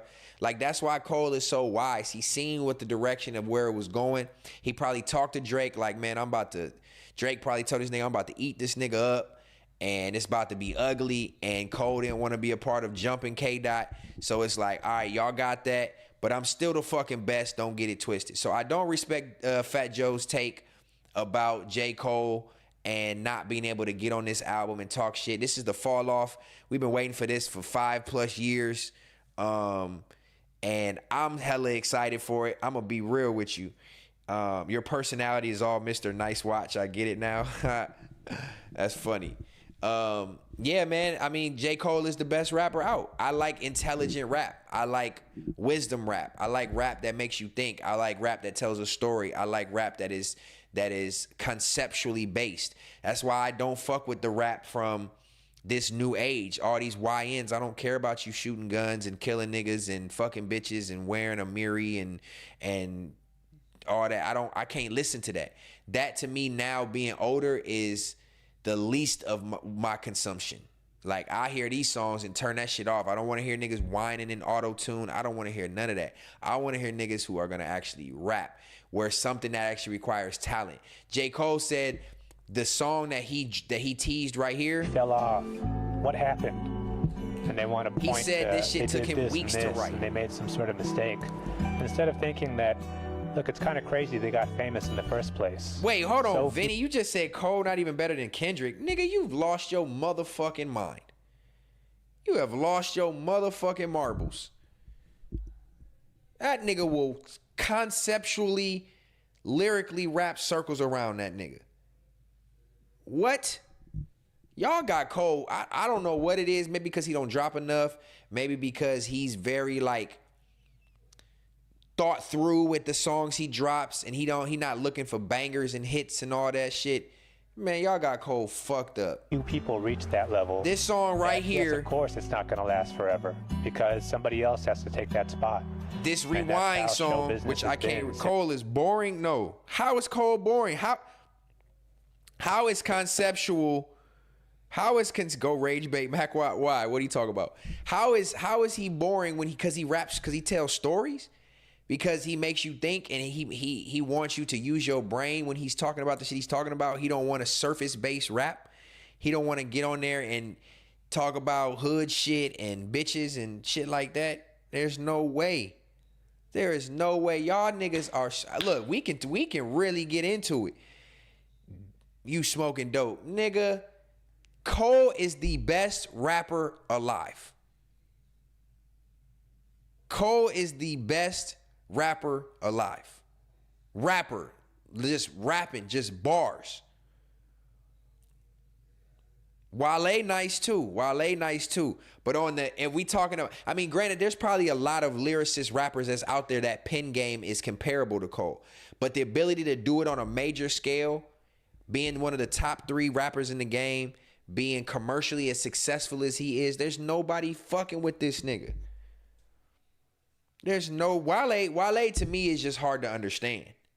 Wale, like I don't know if it's his accent or the way he says his words or the way he kind of like mumbles over his words. He's hard to understand, but he's a hell of a lyricist.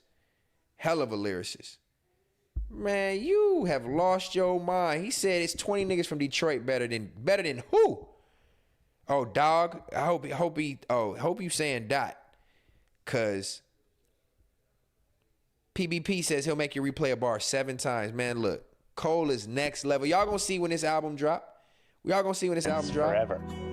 But no, they always want to say, Dot is not making no song like this. oh, that guy fell off. I hope this shit, I'm trying to pause and play, so I hope it don't clip me, because I think this intro is part of the song that's going to be on streaming platforms. So I hope I don't get clipped for it. But they want to look down on him for Cole is conceptual rap at the highest level, try.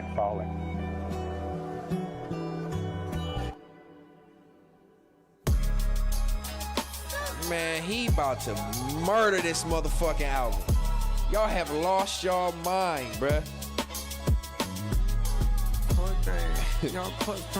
That's the old me, Daddy Me 92. That's the old me. I'm wifed up now. I done already hung my jersey in the rafters for a couple different things, and that's one of the ones that my jersey is in the rafters. And look, replay value, ain't nobody replaying GNX. Come on, man, let's be real. It did what it did at the moment, but it's not an album that's gonna stay in history. 2014 Forest Hills Drive. Now I'm not saying Dot don't have no albums like that, but he don't got no 2014 Forest Hills Drive. This album gonna be incredible. He make real fucking feel rap. Why you say Mac for to get on me? Why? Somebody told him I was talking about Dot. Mac, come on, man, don't do it, bruh. I ain't trying to go back and forth with you, niggas. Cole don't have anything like feel. Man, look, bro, you niggas. What do you, look, I understand why Jay-Z said, do y'all niggas listen, do you fools listen to music or do you just skim through it? Cause I'm convinced based off the shit that y'all saying. Hold on.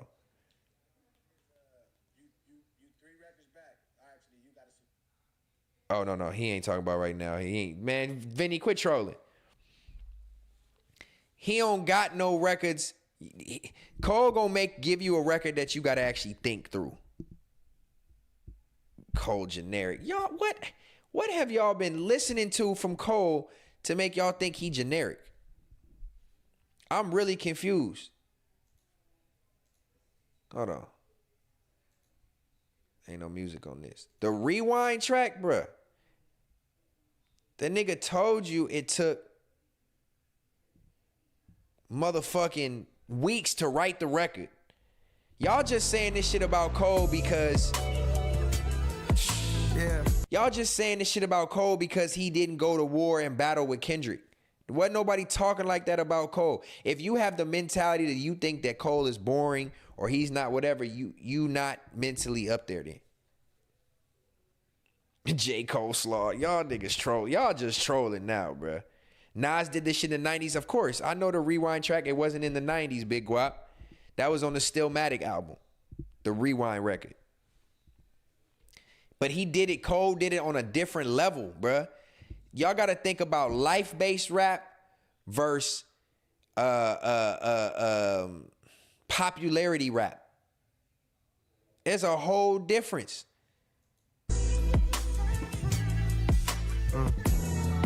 I want to play this, but I'm finna get my ass clipped, bruh. I'm not trying to do that. Y'all niggas have lost. Hold on. Matter of fact, this is what I pull up then instead of playing the actual song. Oh, I think I put it in my whatchamacallits. Hold on real quick, child. Let me pull this up because y'all have lost y'all motherfucking marbles. Look, this is what I be talking about. Like niggas that make music that go in the studio and say, oh, I made 5 songs tonight. I made 5 songs in 5 hours. Your raps are terrible. Your raps are terrible. If you going in the studio and you think you making 5 songs in 5 hours, there's no conceptual rap, no storytelling rap that's being made like that.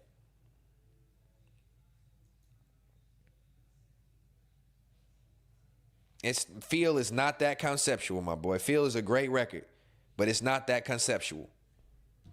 Y'all niggas have been brainwashed with this Kendrick shit. I don't know if y'all from LA or what it is right before the studio. That's not what I'm talking about, Stoners Committee. I'm talking about people who go in the studio and write the songs in the studio and talk about they finishing a song in 20 minutes. That shit is garbage. That shit is garbage. You did your life story on that fucking single. That's some wild shit. Thank you, bro. Listen to how Cole even feels about the record. Just listen to this. And thank you. In that style, in that way,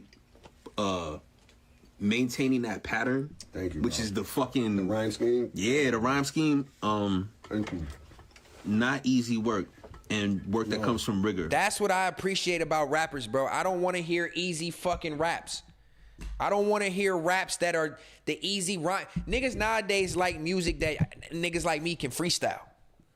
I don't want to hear it. Benny the Butcher is not better than Cole, bro. Like I said, there's going to be artists who have lyrical abilities. I'm not taking that away from a lot of rappers. There's a lot of lyrical rappers. But to be able to compose it is different, bro.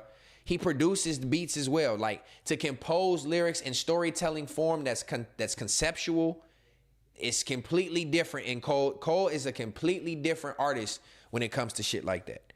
There's a reason why he has festivals and why he is world renowned in this situation. There's a reason why he's a top 3 rapper in the industry. Top 2 in my opinion.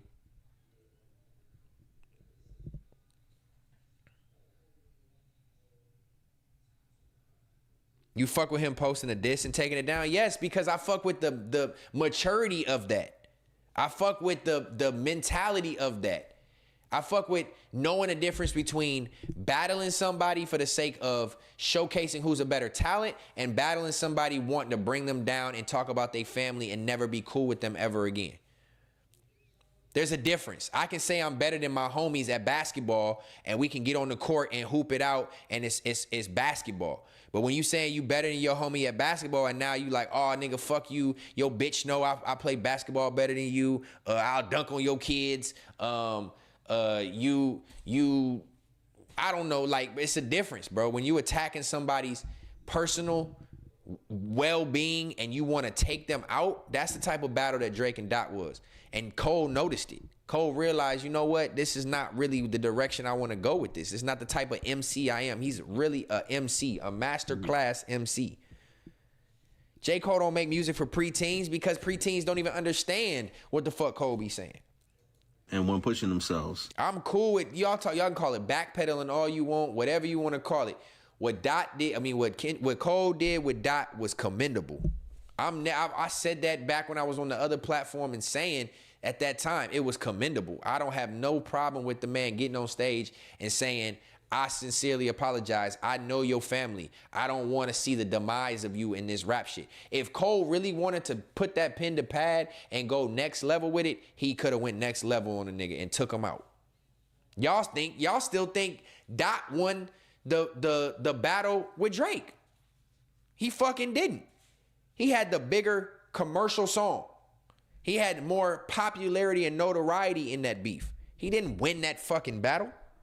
Anybody who knows real rap and real hip hop music, you can't go in that motherfucker with and tell a lie and think that you just win based off of you pushing a narrative about a kid, a pedophile, all this. Like, it don't really work like that. What's your pin game like?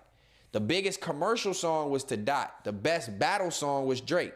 How does Dot win the battle? Y'all have lost your minds. Y'all have lost your minds if y'all think. That's why I'm still not even like, when I was on that other platform, I couldn't really go in the way I wanted to. Drake won that battle. Sonically, the productions was better, the sound was better, the lyricism was better, the creativity was better. I'm not going for none of that. Sonically, Drake's songs sounded way better than Dot songs. They carried better. He just had a bigger commercial record that had kids singing.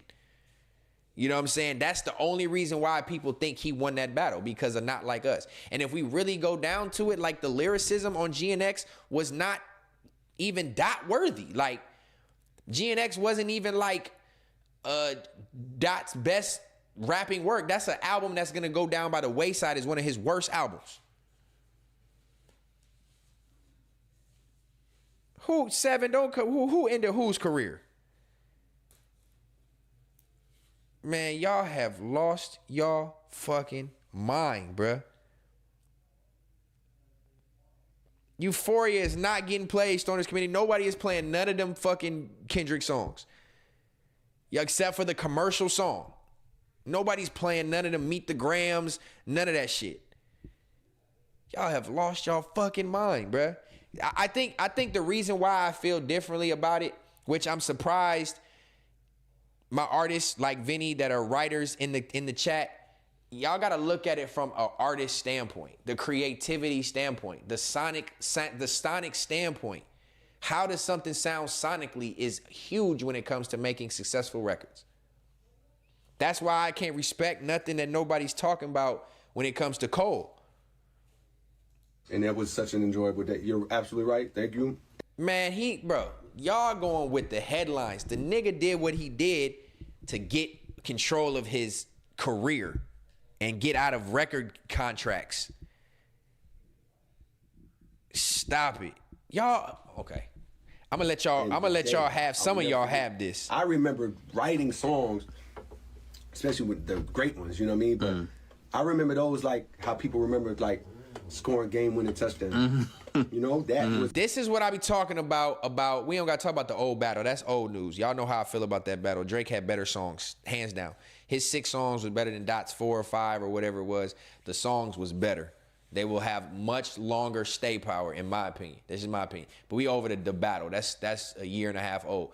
I want to get back to what I'm talking about with Cole in this situation. Look at the thought process that goes into making music. You can't tell me somebody that is as talented as Cole, who has this type of thought process when it comes to making songs, that he's not really that. That was so much time spent downstairs in my crib in the studio while the kids are at school, sitting in one spot, like putting a puzzle together. So enjoyable. So enjoyable. It took so much time. But I don't say that to say like it was like work. It was like putting a puzzle together to challenge myself. When I got to that second line, I didn't even know what it was going to be until I said, I persevered through the worst. Now I'm just rhyming. You did your life story on that fucking single. That's some wild shit. Thank you. I persevered through the worst. My thirst to adhere is a curse. My life, I see it in reverse. My life, I see it in reverse. And it's like, what if... Nigga, Jay-Z signed Cole. What are you talking about? I persevered through the worst. Okay. My thirst to adhere is a curse. My life, I see it in reverse. Oh, my life, I see it in reverse. The driver steered to the church. Oh, no. And at that moment, I get scared.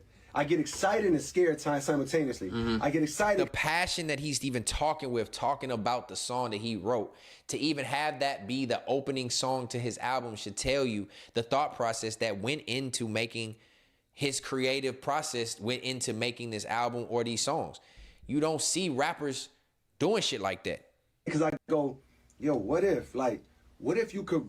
Nigga, Push-Ups was crazy. Family Matters was crazy. The one with y'all, the AI Snoop and Pac was insane. The fucking, bro, every single one of them. The Heart Part 6, motherfucker, listen. I don't even want to talk about this no more, dog. But Drake's songs was way fucking better, bro. Way fucking better. The Heart Part 6 was insane. The Snoop and Pac AI song, insane. Family Matters, insane. Push-Ups, insane. Y'all have lost your mind if y'all listening to them Kendrick songs over them Drake songs. I don't know what sonically y'all got going on. Do this whole rhyme about your life story in reverse. But you gotta keep, I'm setting rules. You can't cheat. You gotta keep persevere through the worst. You gotta keep 4 syllables minimum. What if? And I get excited because I'm like, oh, that'd be so amazing. But then that's how I feel, Yellow Boy. Drake over Cole vibe-wise, like, but Cole more lyrical. Period. Like, top 1 and 2 rappers in the game. You know that's not possible. There's not enough rhymes. Yeah. To keep it clear and to keep it the way you want to do it.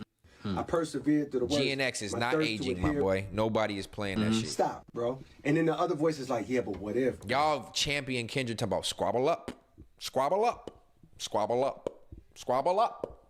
Come on, dog. Cut it out. Like, nah, like, yo. And at that moment, I'm giving myself a door.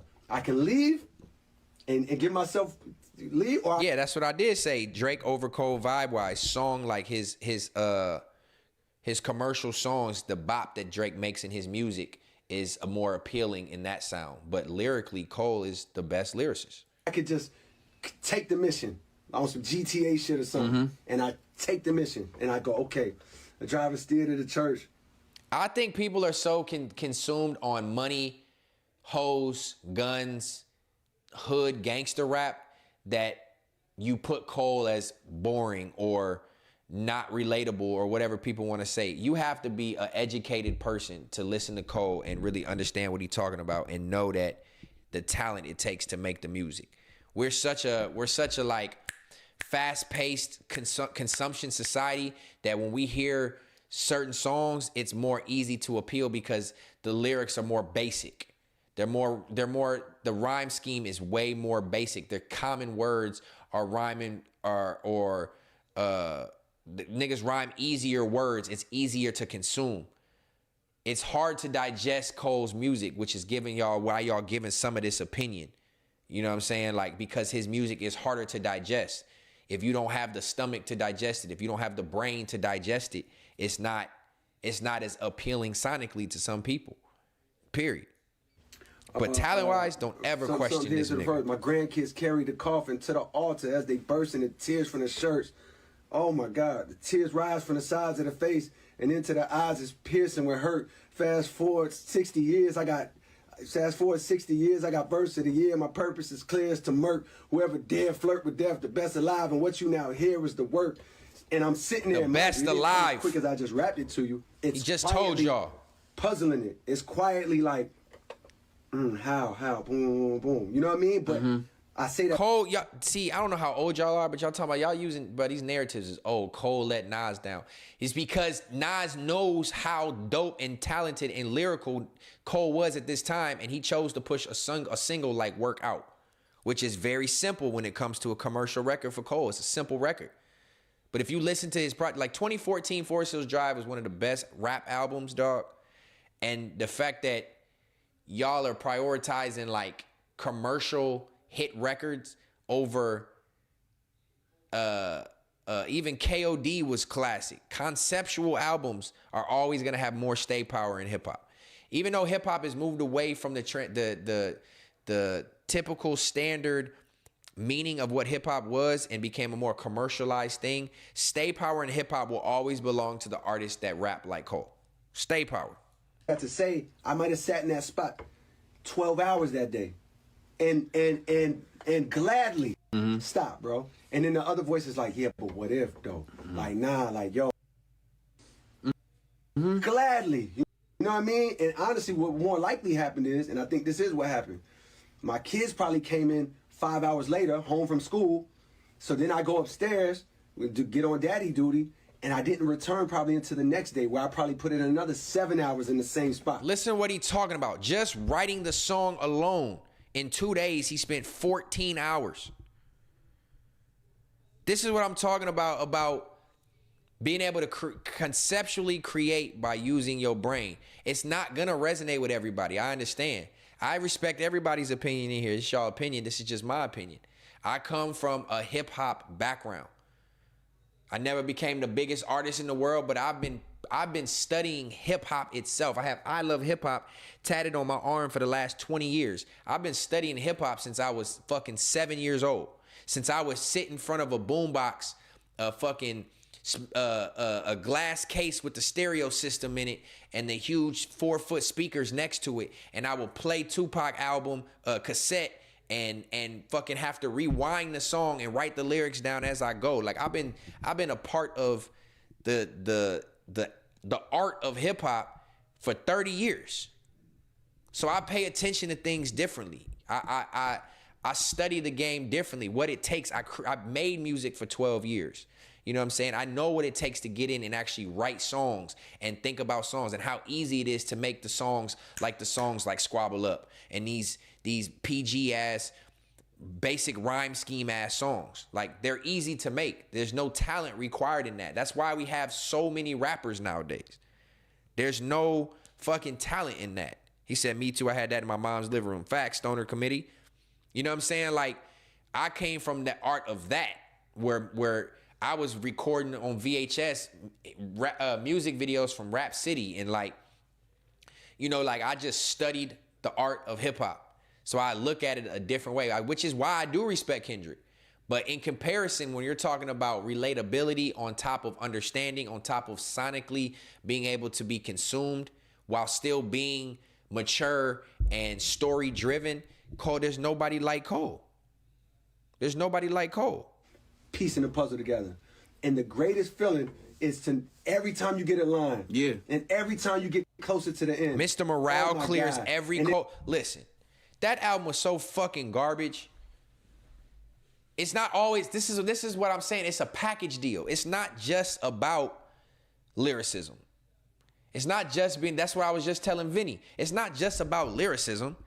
There's 100 lyricists that are probably on par with Cole's level. There's so many lyricists out there. But can you be a lyricist, a storyteller on good production? Can you ride the beat? Can your cadence be delivered in pockets? Can you make a successfully commercial record while doing all of that at the same time? Do your albums go down as hip hop's best albums? That's the difference that I'm talking about with people like Benny the Butcher and Styles P and these other people, Wale and all that. They are lyricists. But are they able to package it all together to be consumable and sonically accepted? That's the difference. Tissue on top of no, not VHS.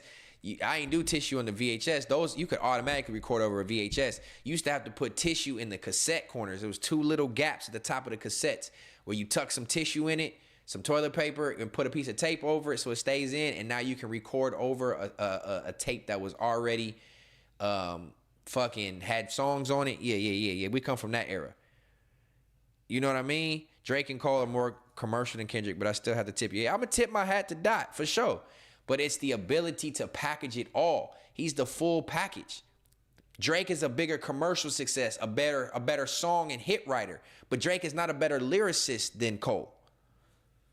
Cole's not a better hit maker than Drake, but he's a better songwriter and better lyricist writer. I mean, Drake makes some Cole songs, but they can be more commercially accepted than Cole's.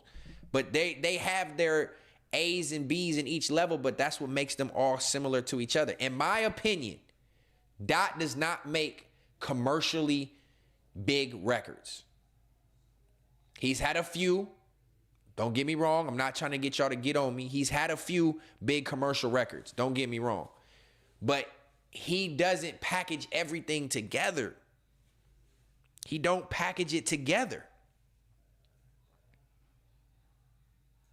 And when you get to when you're almost to the finish, you're like, no, I almost can do this. Big Wop, stop it. I'm almost there. Like, what the fuck? Like, but then you still have the fear of like, yo, what if you ran out? What if you ran out of rhymes?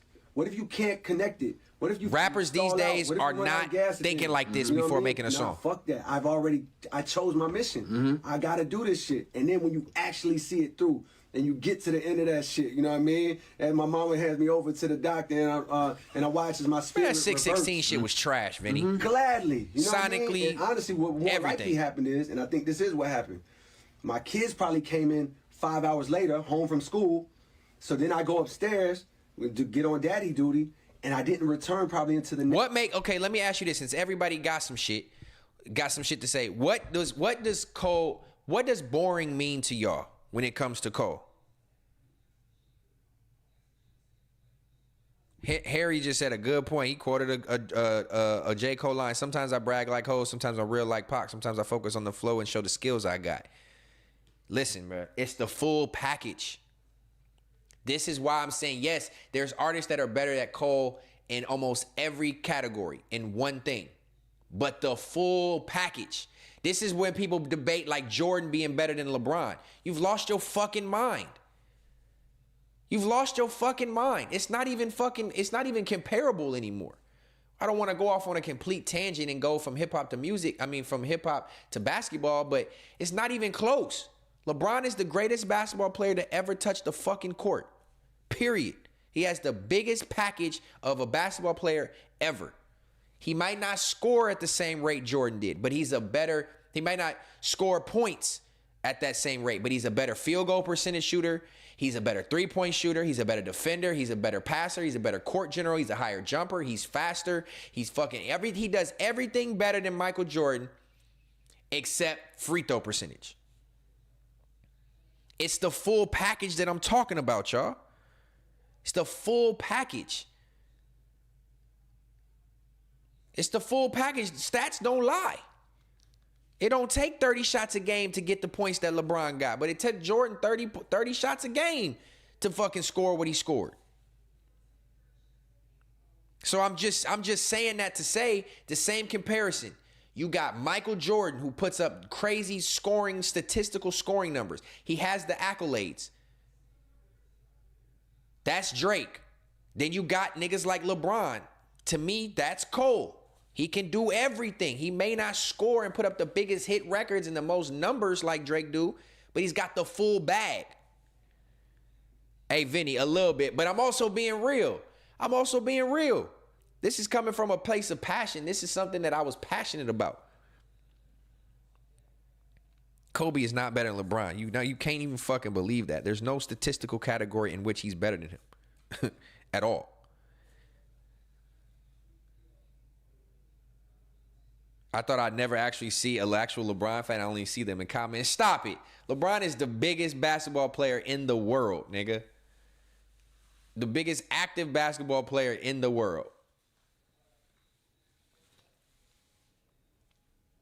Man, see, Vinny, CB, y'all have lost y'all fucking marbles.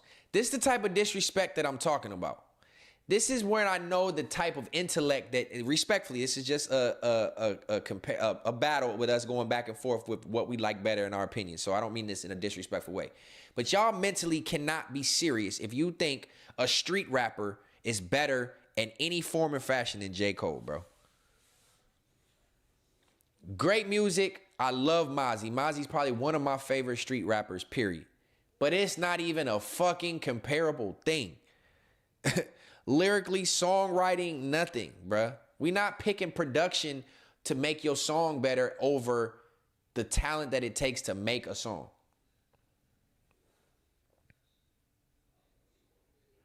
This nigga put KD, Zeke, Steph, Kobe, MJ over Bron. You've lost your mind. LeBron is the greatest basketball player of all time. That's what I'm saying, Vinny, is the difference. If it's the type of content that you're willing to consume or the type of content that draws you in. People that like street content are going to say, oh, yeah, this person is better. Because Cole is not a street rapper. Is that why people say he's boring?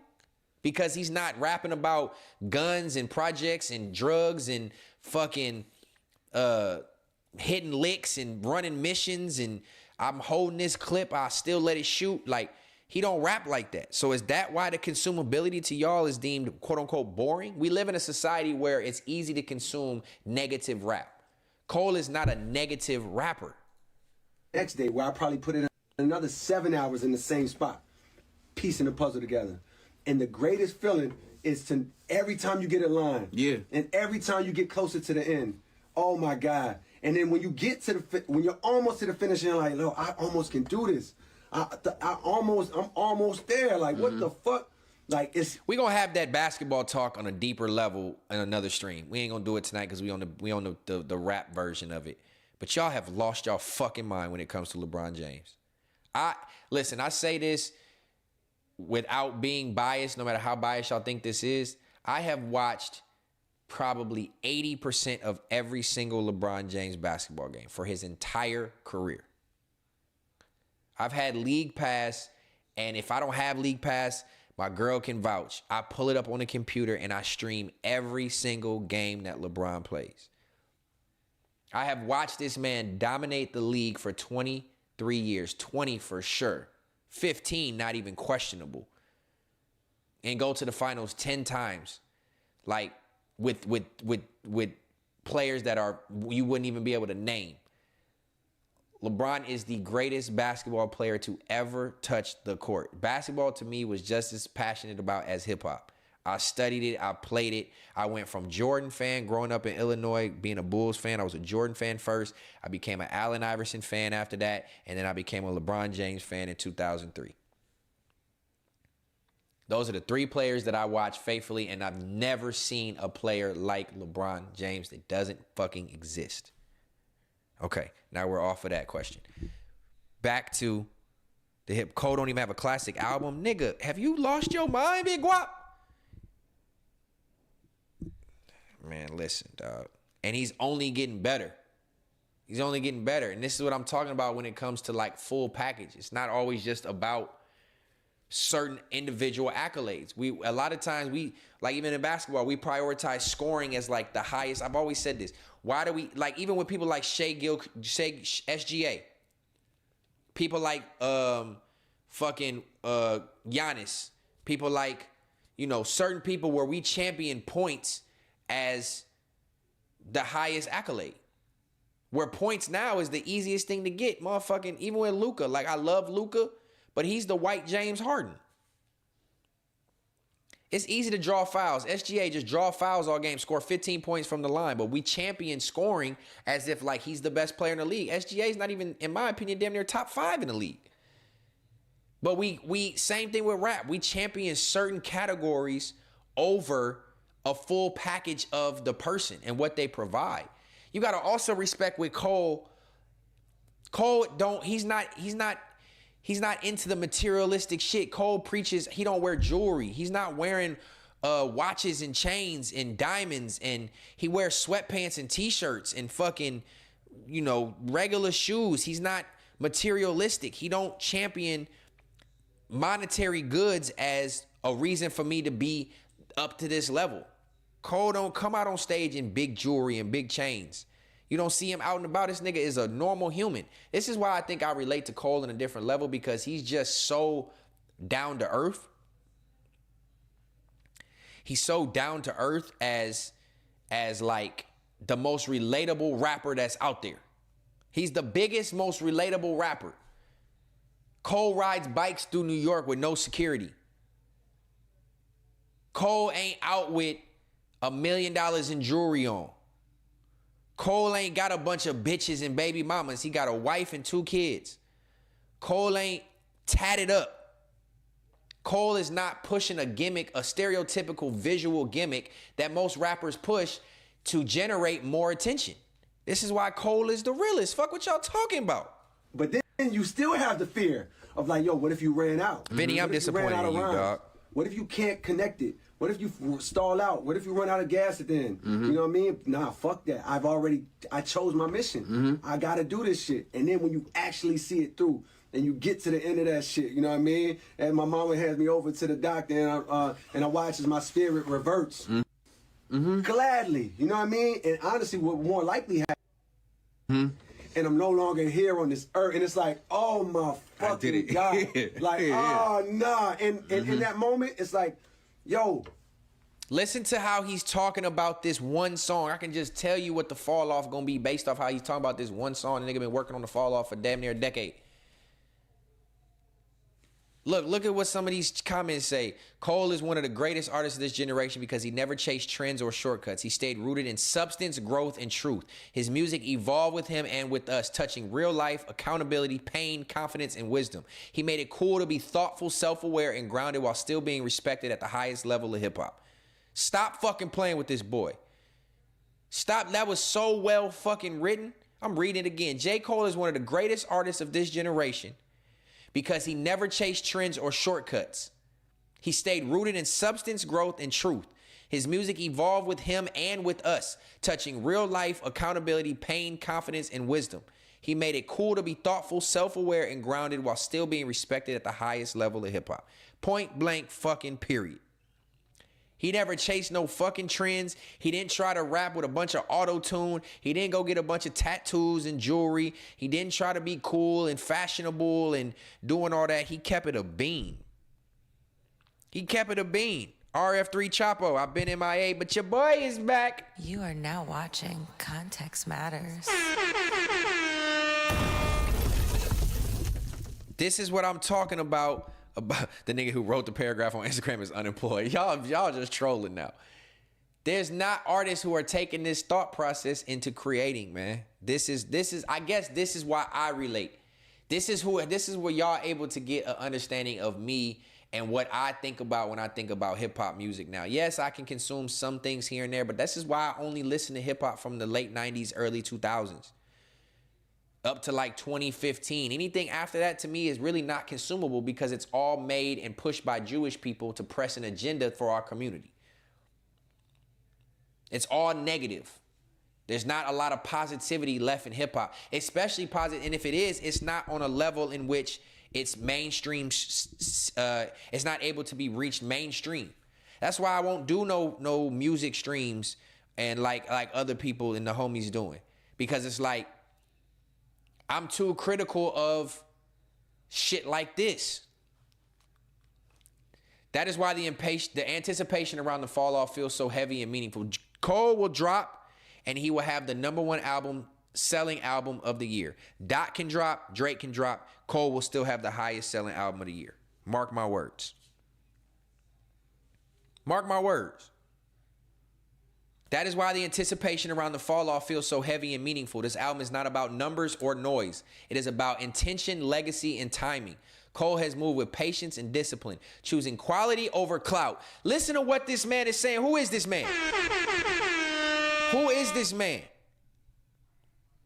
This album is not about numbers or noise. It's about intention, legacy, and timing.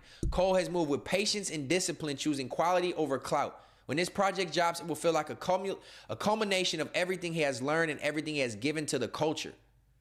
Dog, this shit right here, bro, I don't think y'all understand, is the real is back. The fucking greatest. Look into these comments, bro. This is why we all love Cole. Different level of pin game. Y'all can stay stuck on the K-Dot narrative if you want. The real is fucking back. The real is fucking back. Y'all motherfuckers think that, bruh, listen, bruh. Listen, bruh. Listen, bruh. This is passion. This is passion.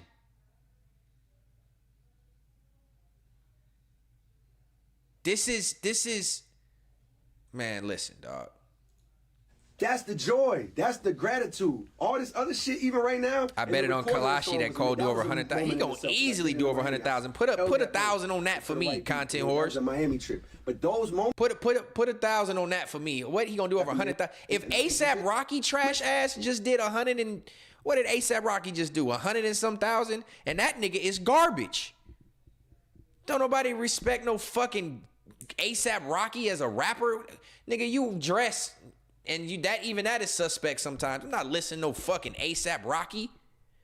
He just did 160,000. Granted, there was no competition during the week. There's nobody out. He did 160,000 this week. Drake ain't dropped. He did like 60,000 this week off prior past album sales. ASAP Rocky drop and do 160. Cole is gonna double that. Yes, I said it. ASAP is fucking trash. Ain't nobody listening to no fucking ASAP Rocky. Y'all have lost y'all mind. Drake will get more replay than Cole and Dot for sure. He's Drake. He's the biggest artist in the world. Biggest hip-hop artist in the world. Stet, relax. Why? Ain't nobody listening to no fucking ASAP Rocky? Hey, Vinny, I'm about to ban you for that comment. Matter of fact, I'm about to, man, hold on. We just gon', I might put you in timeout. I'm finna put you in timeout. You got a 1 minute timeout. Just even if you trolling, you on timeout for 1 minute, Vinny. And I deleted your comments. This nigga I'm gonna let y'all know what he said too. This nigga said young boy over Cole. Talking about good rage, baby. You want a minute timeout, Vinny? Nope. You want a timeout, my boy? You want a timeout? I don't even want to hear it. You can't even troll like that, especially with that weak ass rapper. All right, I'll change it. I'll put you on 10 seconds. Hopefully you come back after 10 seconds. You still my dog. But this nigga gonna have the nerve to say fucking young boy. Boy, don't even bring that trash ass nigga up in this chat. But yeah, back to ASAP Rocky. Ain't nobody listening to that. If he talking about he did 160,000, niggas, 60,000 of them streams came from Rihanna fans. Ain't nobody listening to no fucking ASAP Rocky in hip hop. We don't fucking respect that shit. Big Guap, chill out. You finna get a timeout too, Big Guap. Don't y'all ever bring up that man's name in this fucking chat and compare him to anything regarding hip hop. Now let me finish this couple of these little parts of this interview and then we can move on. Y'all done lost y'all goddamn mind. Writing it, number one. That's the number one. Chef Vaughn, don't, I pray to God. There's no way that man is I can't understand. If that man is anybody's favorite artist, your mentality is fucking garbage. And I fuck with you, Chef Vaughn. You be in the chat, you a real one. You be keeping it a bean, that's your opinion, but your mentality is throwed off if you can consume anything from that two-letter boy. Experience.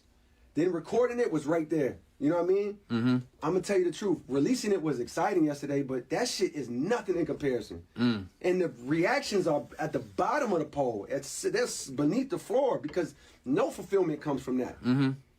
Very little, nothing comes from response. So what he's saying is he don't give a fuck about y'all opinion. He knows what it took as a real hip-hop connoisseur, a real hip-hop historian, what it took to write that one record. Can you imagine what Fall Off gonna be? I hope Fall Off got, that shit better be 25 songs, bro.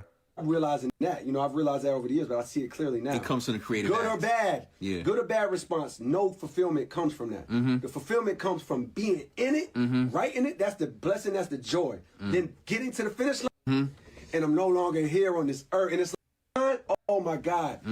Thank you, God. Like the best feeling. True fulfillment comes from that. And then recording it, same. Like there's an awe and there's a wonder and there's an appreciation because I know I ain't do this. Like I'm only capable of doing this because God blessed me with He's sending me the words. All I gotta do is be clear enough to hear them. He's sending me the beat. All I gotta do is be observant enough to recognize when it's the one. You know what I mean? So it's a gratitude. And you know what's even crazier? He wrote this shit.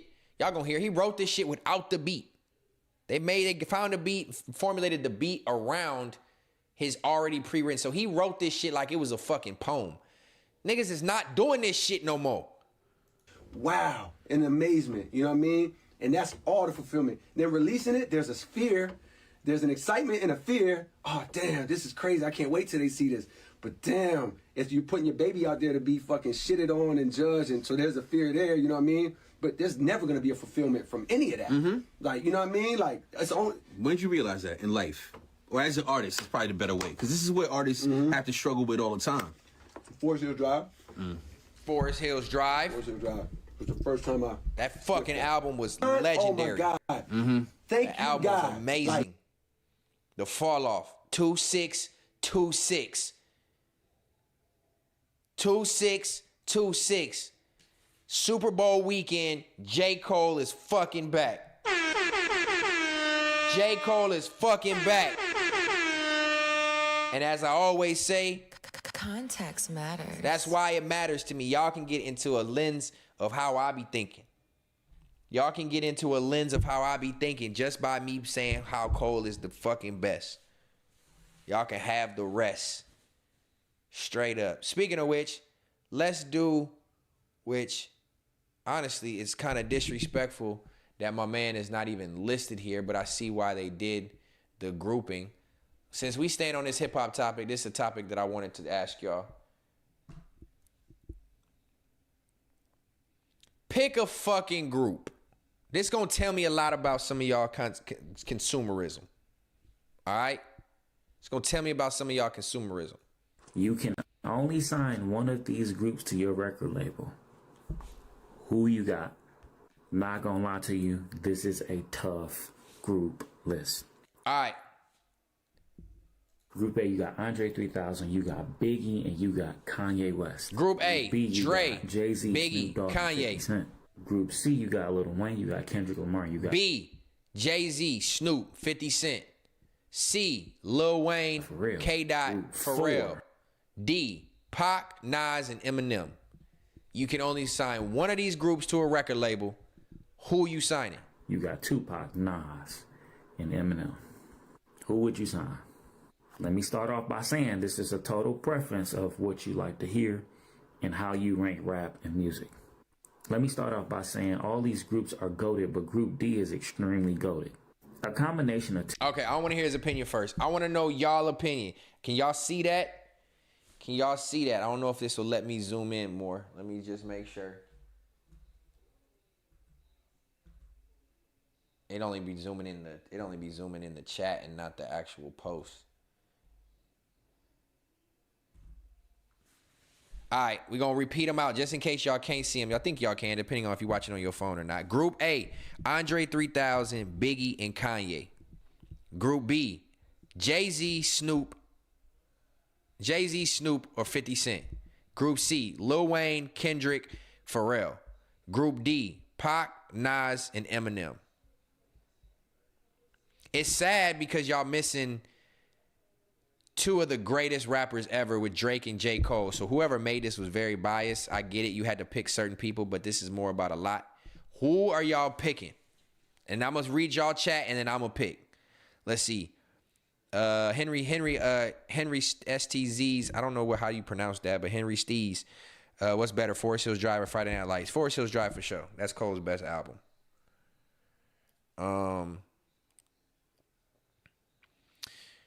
Three Eyes Open. What's up, man? Welcome to the chat, gang. I ain't seen you in this joint in a minute. He said D. Pac, Nas, and Eminem. Henry says Group A. Easy, too. Vinny says B or C or D. Nigga, make up your mind, nigga. CB2741 says A or C. Chef Vaughn said this hard, not gonna lie. Take y'all pick, gang. I need to know. Y'all gotta tell me. Are you crazy? It's gotta be C. Fuck no, shawty, man. Fuck no. Okay, and also too, what are we basing this off of? Because rapping wise, you have a cold rapper in both. You got Wayne and C. You got Pop, man. You got Eminem. Man, look, I don't know what we basing this off of completely because Group B is more mogul-ish. I think the worst rappers combined on this list. You can't count Pharrell. He's not a rapper. So I don't know why you threw a producer in Group C. They should have really put Drake in that. That would have made Group C probably the best. But Group B is more mogul-ish. Snoop and 50 Cent are the two worst rappers on this list. Besides Pharrell, he's not a rapper. Snoop and 50 Cent are the two worst rappers on the list.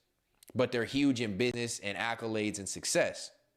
50 Cent got the best hip-hop album probably ever. Maybe top five, arguably, for sure. But probably one of the best ever would Get Rich or Die Trying. So it makes this tricky. Let me see what y'all say. Hold on. Either one's with a producer. Nas overrated, just my opinion. Chef Vaughn, that's not a bad opinion. Eyes Open says definitely D. Yeah, that's Tupac, Visionary Star in Group D. That's Pac. D is the best mix of music, says Yellow Boy. Get him weak ass out of there. Oh, y'all fucking with this. Put a poll up. Yeah, let me see. Let me put a poll up too. Y'all can say in the chat, but I want a poll in this. Add option. We going with A. We going with B. We going with C. Or we going with D. Best group. All right, interact with the poll with me. I know it's 56 of y'all in here. I don't expect a whole bunch of people chiming in, but if you're able to type in your chat, interact with this poll and let me know how y'all feeling this shit right here. Yeah, Pharrell throws C off. I'm not gonna lie. Now you got Wayne and Dot. I mean, honestly, if we're ranking rap, Wayne is one of the best rappers ever, but Ye is up there. Andre 3000. Okay, so I'm gonna take y'all pick, and then I'm gonna guess. Let me see. So you're gonna sign straight rappers and have no producers. You can pick whatever producer you want with any of these artists. Henry says A for sure. Vinny, you've lost your mind if you think he's the worst rapper on this list. The worst rapper on the list is Snoop Dogg. 100%. Not even questionable. The worst rapper on this list is Snoop Dogg. And then it goes, we're not counting Pharrell. We can't count him. He's not a rapper. I don't know why Pharrell is in Group C. That's stupid as fuck. I wish we could sub him out on this list. Snoop is the worst rapper on the list. 50 Cent is probably the second worst rapper on the list. Then I'm going to go Biggie. Then I'm going to go... Man, I can't even go worst, at least. That's crazy. M is not the worst. His music doesn't age as well as every other artist, but M is one of the best lyrical rappers ever. It may not sonically sound the best. It may not translate to hit records in a crazy catalog, but M is one of the best rappers ever. Rappers, just rapping. That's what I'm talking about by one category. He's not the best songwriter. He's not the best hit maker. He's not the best album maker. But rapping, pen game, Eminem is unfucking believable. All right, hold on. Keep voting in the chat, tribe. Keep voting in the chat. Let me see. We got 14 votes. So I need to get at least 30 votes in here for this to really be something that makes sense. Come on, hit that vote button. If you're able to click the link and click the vote, let me get some more votes in here. Right now, D is winning. Right now, D is winning, which is crazy based off what y'all saying. That's why I need them votes in here. Old 50 is fire. Stop it. Yeah, he is, but he's not on this list. 50 is not better than anybody but Snoop, bro. On this list. And I'm a huge 50 fan. Because it's about signing people to make a good label. Not M the worst. 3K worst rapper on the list. You crazy. D is the best mixture of music, man. Facts. A-team, no bro, only going off was given. You moving the goalpost. All right. CB still says M is the worst. Snoop is the biggest on the list. Snoop is probably the most commercially or most biggest name on the list. I don't know. Nah, like living, yeah, but he's not bigger than Tupac. Not name-wise. Just name-wise. It's obvious to pick the group that has a producer. That's why I wish Pharrell wasn't in there, because let's just say you can put whatever producer with them. You can pick fucking Mustard all the way to, I don't even know, all these, an Atlanta producer. You can put anybody you want on there. Dr. Dre, whoever. You can. That's not part of it. Let's pick just who. All right, I'm going to go with.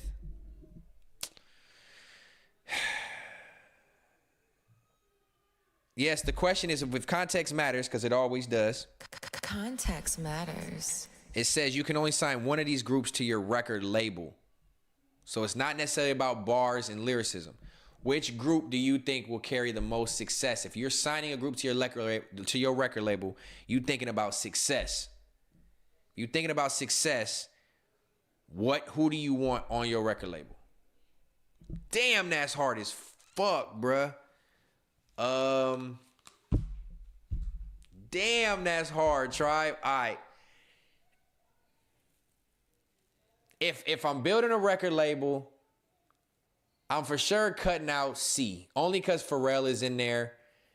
And Wayne only makes he's one of the best rappers ever. But he only makes certain type of rap. And it has Pharrell. So I'm counting C out. And I'm definitely not prioritizing Kendrick signing to no label. That's boring music. Y'all niggas was talking about J. Cole being boring. Dot makes some of the most boring music for the biggest artists ever. His music is highly boring. Production is highly ass.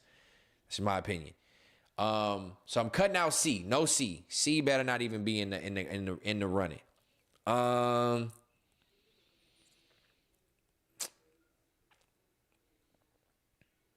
if we're talking about, B is good if you want to have like business success for your label and like a lot of eyes and attention on your label. But outside of the music, I gotta cut out. Oh my God, this is hard, bruh. This is hard as fuck. This is too hard to decide, bro. I feel bad for even picking right now. 50 is legendary, bro. Them first two albums, legendary. Snoop rapping wise, I could care less really about Snoop rapping wise. God damn. Biggie don't got enough music for me. He's got 2 albums. Biggie only got like 38 songs he's ever released. He don't have a catalog big enough for me. Andre 3000, Outkast days, maybe. But his catalog is too far and few between. He don't have no major big records. He's a great lyricist. Kanye's the best out of this group. I'm not a huge Eminem music fan either, or Nas, but Pac is the GOAT. Oh my God, bro. Hold on. Give me a second. Where y'all at with the votes? I got 22 votes. Give me 3 more votes. Let me at least get to 25. 3 more people if you have not voted. It's a close running between C and D. I need y'all to tell me. And y'all have lost y'all mind for even putting C up there with Pharrell being in there. That's insane. There's one more vote came in for D. Let me get 2 more votes. One more vote just came in for D, I think. This is tricky. This is really tricky, bruh. Honestly, Vinny, you might be right, gang. It really might be Group B.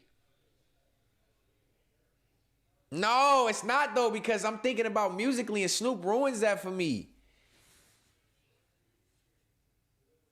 Pac, Nas, Eminem. Musically as a collection, Group D is the most talented.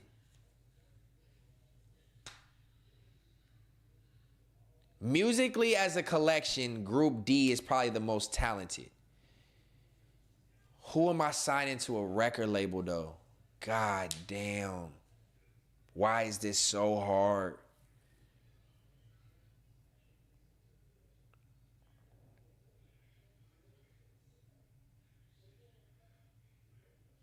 Why is this so hard? I can't go with A because of 3000. Great rapper, but signing it to my record label, I'm not pressed on having 3 stacks on my record label.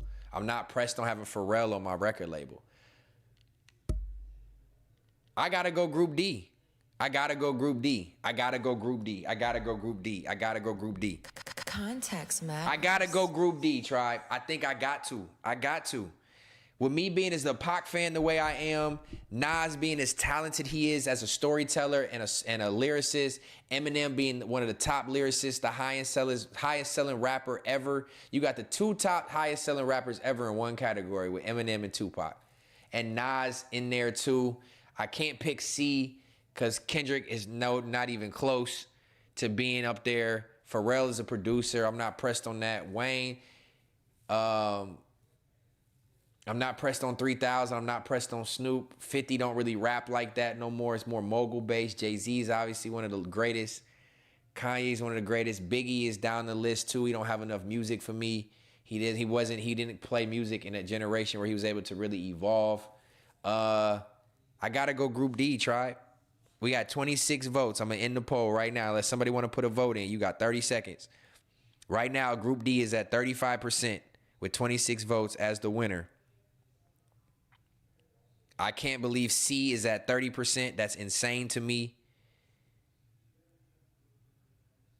All right, I'm ending the poll. 10 seconds. 27 votes in. D right now is the winner. Boom. Vote ended. There we go. D wins as the best group. The most signable group. 7 says C. 7, you crazy. You crazy, 7. Don't get me wrong, y'all know my affiliations. I love Wayne. But Wayne only makes a certain type of rap music, bro. Wayne has really disappointed me lately. I was just talking to Twist about this shit. Just not even lately, just over the last couple albums, Wayne has just been not Wayne in my opinion. He's just and even old Wayne, great music, but like storytelling, he doesn't really tell too many stories. He's not really deeply rooted when it comes to he has crazy punchlines, probably the best, one of the best lyrical rappers up there, but pairing him with Dot and Pharrell, that just messed that group up. Now, if I could switch anybody around, the best producer is in C. I told you, Stoners Committee, I'm not basing it off producers. That's why I don't know why they put Pharrell in there. You can put any producer outside of whoever's in these groups of 3, you put any producer with them. So I don't know why Pharrell, that ruins Group C for me. Now, if you put Drake or Cole in Group C, I'm going Group C. But you got Pharrell, that ruins it for me. So I got to go with Group D. Now, if we could play little devil's advocate here and like move one person, swap somebody to make the best group, what would y'all do? What would y'all do? And honestly, I know he said nothing about that, whatever, making and customizing it or whatever. I get that. But Pharrell, to me, is not even the top I can pick 5 producers better than Pharrell. Pharrell's not one of the greatest producers to me. His futuristic sound is not even to me one of the greatest out there. You know what I mean? That's just my opinion. Yeah, it definitely was a good ass touch. Stet likes moving the goalposts. No, hell no. All right, so look. Hold on. What does Island Exotic say? Group D. Pac will have all the West Coast tapping in. Nas will have the whole East Coast supporting heavy. And Eminem will bring a large white community that listen to hip-hop. Bingo! Island Exotics hit it right on the head with summarizing why you'd want that group of 3 on your label. Perfect. That's a perfect way to summarize it. You ain't like the No Ceilings? Yeah, No Ceilings mixtape. Uncle Biscuit says Group B was it. When it comes to like mogul status, Group B for sure. Stop saying I'm moving the goalposts. I ain't moving the goalposts. Hell no. Yo, Stet wildin' tonight. I'm on one, man. Yeah, they should have put one producer in every category for sure. They should have threw Dre up there. They should have threw Mustard up there. They should have threw who's some big name producers nowadays. All right, so look, last thing. I'm gonna give us. We're gonna have some play with this one. If y'all could move one art, if y'all could swap one artist and put them in a group with another group and take out somebody, who are y'all swapping to make the best group? If y'all could move one artist out of a group and move them to another group to make the best group, what artist are you moving and what artist are you removing from the group they're moving to, if that makes sense? You can take one artist out of any group, move them to another group, but you have to take out one of the artists of the group that you move it to, and that has to be your favorite group. Which one are y'all picking then? Vinny says, I'm swapping 3,000 for Hove. And you picking which group? If you do that, you picking what group, Vinny? Add Kendrick to D. Okay, then who do you take out of D? Y'all got to listen to what I'm saying. If you move an artist out of one of the groups to another group, there can only be 3 total. You have to move another one out. Who are y'all swapping?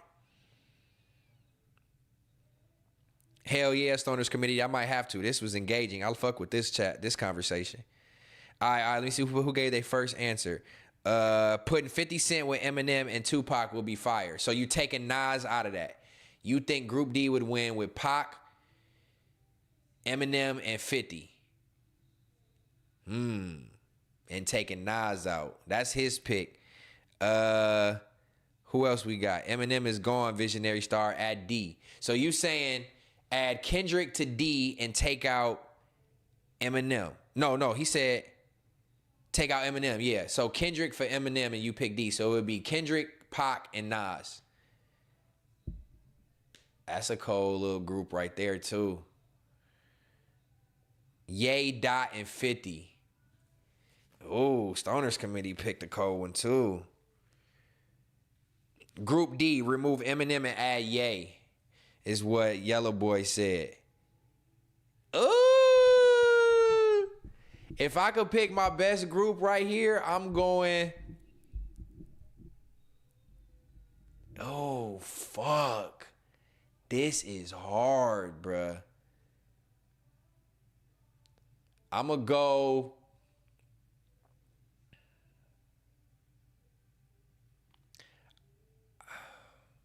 Fuck. Because the group that Pac is in, there's 2 people that I could swap out for 2 other people. I want something with Ye. If I move Ye with Pac, then I would probably take out Nas. Again, this is for the best label, not necessarily the best rappers. The best label, I'm going. Fuck, this shit is hard, nigga. God damn. I'm moving Ye. Oh, man, I forgot about Jay-Z up there, bro. I can't move anybody to Group C and swap for Pharrell musically for the label. All right, if I had to do anything, this is my final answer. I'm moving Ye to Group D for Nas. That would be my best label of any move. Because Ye is bigger than Nas. He makes better music, and he's a producer, and he's like just a standout, stellar star. Eminem is Eminem, and Pac is Pac. I'm going Group D still, and I'm moving Ye, and I'm taking out Nas. Final answer. And Yellow Boy said Group D, remove M and add Ye. Now, I get it. Eminem sonically, musically, for our culture is not the greatest, but we're talking about building a label still. Eminem is the highest selling rapper ever. So if I'm building a label, I still got to have Eminem, and his pen game is insane. I got to go D with Ye and take out Nas. Ye, Pac, and Hove. Now y'all just picking y'all just picking three. I get that. Anybody could pick three, but you can't. You got to just move one around. Okay. That was a W-ass combo right there. I ain't even gonna lie. I fuck with that. That was random, too. I didn't even expect to really pull that up. But I'll take it. All right, let's see. I already did this. Let me see if I got anything else left on the list, or we just gonna carry it on. It's midnight. Oh, yeah, I almost did my 3 hours, and I didn't even want to do 3 hours. MacWap still on. Yeah, boy. Let me see.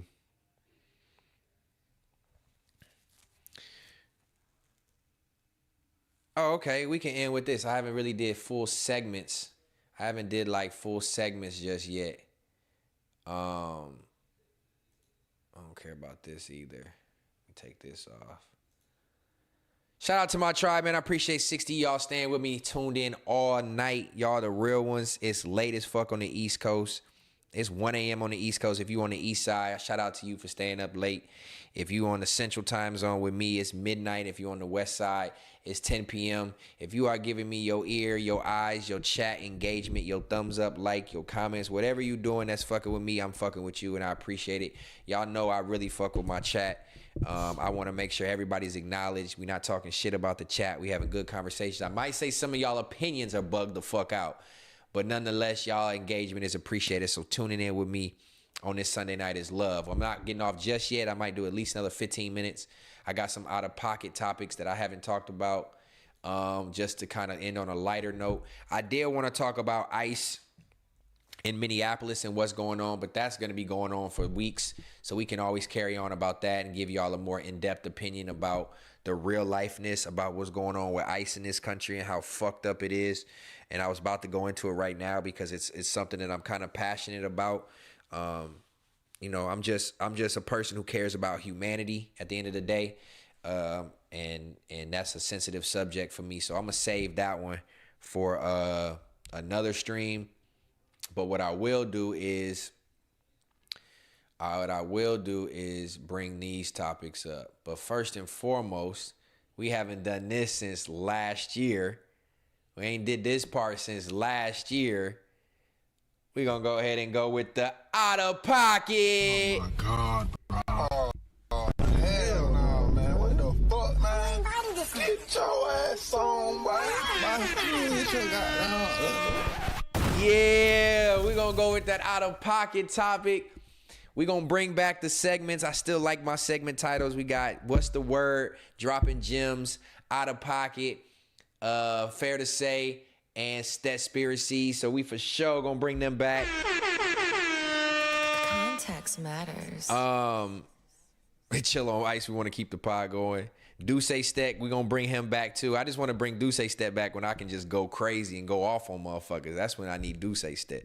I might crash on a nigga here and there, you know what I mean? I'm not perfect. I may resort to my old ways every once in a while in case I get brought up. You know what I mean? I did see a faggot bring my name up, and yes, I did say the word, sue me.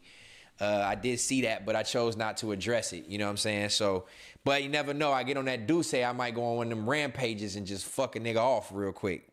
You know what I mean? I would say pause, but y'all know what I mean in that sentiment. But nonetheless, I need Duce Stet too. Shut your ass up. Little freaky motherfucker over there, boy. But yeah, we might bring Duce Stet back. But right now, we're going to hop into Out of Pocket, which I need to actually put it up on my reaction screen. Let's do Let's do this one just for the sake of. No, let's do this one. Let's do this one. That's what's the word. I don't want what's the word. I want out of pocket, my boy. Yeah, let's go out of pocket, my boy. Okay, cool. So it's already up. So we in out of pocket right now. I need to get my second screen so I ain't got to really see all that. I could do my split screen thing though. I ain't gonna lie. I sure could. Where's it at? All right, y'all tell me if this is out of pocket. This is one of those things in which, I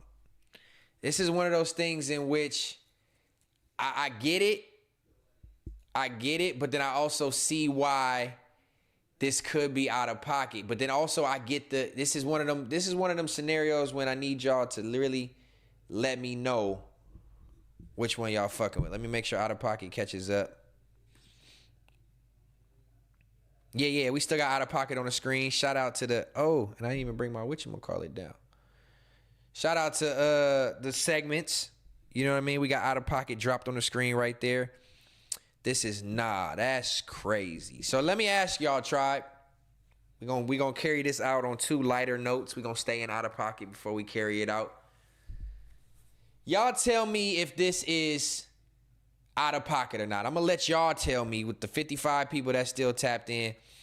I'm gonna let y'all tell me. Hold on, let me refresh my computer so I can see the chat up to date. Hold on real quick. Hold on. I only got 65 likes. I need y'all to get these likes up. We gotta go for at least 100 fucking likes every stream, no matter how many people are in here, because there's people that's in here right now that ain't hit the like button. So I need y'all to hit the like for me, please. It would be greatly appreciated. We need 35 more is all we need. All right, y'all tell me. I'm not gonna lie. You versus RuPaul is some classic content. Definitely was. But I'm just debating on if it's even worth it for me, because all it does is just give him more attention. And I thought that shit had fell out the wayside until Seven, that's her buddy now. Till Seven popped up and told me there was shit going on over there. I had no idea he still existed. So I don't want to give that any attention. We know he's buying views and shit, so I don't want to give too much attention over there. Even though that's not the same neighborhood, that's the gayborhood. So I don't really want to give it too much attention. But if I decide to crash out one day, I can pack his pork and beans belly back ass out a couple times just for the sake of good energy. You know what I mean? That's good energy for me. All right, but look, let me stay on topic for y'all get me off topic. Tell me, is this out of pocket, tribe? This says this is the positivity we need. Sis set up a stand in public giving people free hugs. We love it. Black women healing the community. I'm going to let it play. As y'all can see the goddamn right in front of the screen. But I'm going to let it play and y'all tell me, is this a seeking validation for attention, or is this a genuine thought, a genuine thing to do? Y'all let me know, especially based off the outfit. I'm going to let y'all rock. Let's go.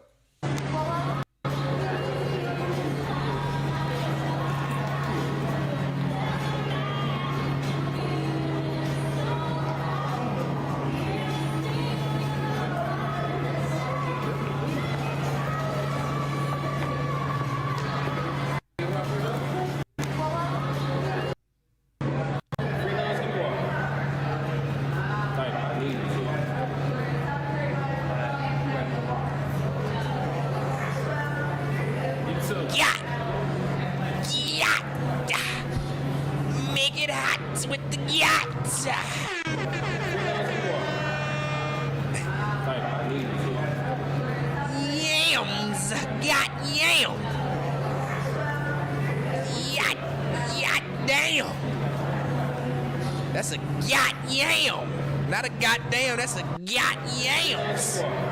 Okay. Let me relax for a second. Boy, you loud with that got nonsense. Hey, man, look. Mind your business. Don't be hating on her goddams. All right, look, let me ask. His nigga said, hey, I'll take a hug, maybe 2. All right, look. So is this out of pocket? Is this perpetuating sexuality? Because look, this is my take on it. I'm gonna give y'all two sides to this coin. Yeah, BTA to those right there, boy. Woo! Yams. All right. Look, let me pause it on the screen where it needs to be paused at for all my fellas out here. Let me pause it where it needs to be paused. Yam. Okay. She a demon. Okay, look, let me get my take on this because look, this is this is a double-edged sword, right? It's a double-edged sword. I'm for this because we in a community as black men and women are, what word am I looking for? Are afraid, I guess, for lack of better words, to showcase vulnerability or needing emotional help. And regardless of what people say, there's scientific studies that say hugs can help heal certain things, traumas, feelings, emotions. You could be having a bad day, get a hug from a loved one or maybe even a stranger, and it can help turn your day around. It releases serotonin or whatever you call it to help you feel better. So I understand the purpose of, let me give hugs, even to a stranger. Like, you don't know me, cleanliness, smells, body, DNA, we hugging each other. You don't know me from a can of paint. It can still be beneficial. Because I've seen other people do this. Like the MD Motivator dude, he'll hold a sign blindfolded. If you're having a bad day and need a hug or you want to release some stress, you can give me a hug. And the people come up and give him hugs. He's blindfolded. Now, his direction of doing it is a little bit different than this. I'm all for embracing, releasing emotions and showcasing vulnerability in the black community, men and women, right? So I salute her for taking this upon herself. But on the contrary, you're perpetuating this with sexuality to it. Now, I know these days leggings are normal for women. I'll let it play. Leggings are normal for women, and you know the butt leggings is normal. We shouldn't like sexualize everything, but with an ass like that, a little bitty shirt on, you in the middle of a mall giving out free hugs, your intention on these hugs is not solely driven on healing trauma or making somebody have a better day. I mean, you making men have a better day, but in a better way, if y'all catch what I'm saying.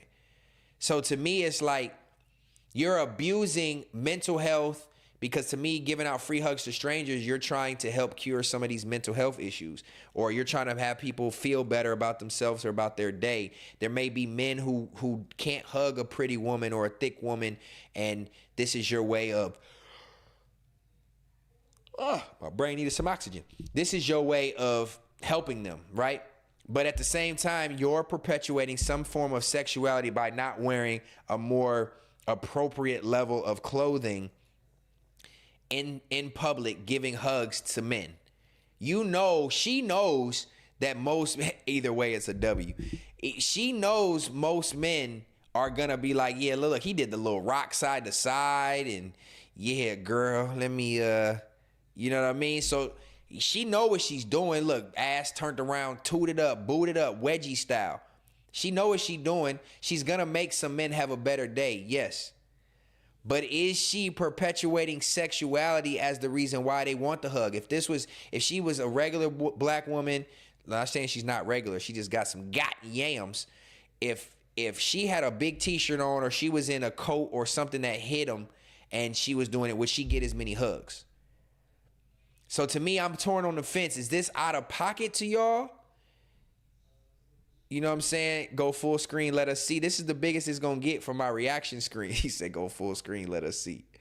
I can't pinch it in the screen anymore to make it bigger. This the biggest, closest to yams you going to get. Stop saying that. So, I don't know. Look, my baby said it's out of pocket. Shut up. Embrace the yams. I'm going to go with 25% out of pocket. 75% salute you for the action, because a hug is not necessarily sexual. It's physical connection. I don't think she's getting any, like, you know what I mean, like crazy sexual endorphins out of hugging strange men. You know what I mean? But the men are for sure getting that out of her.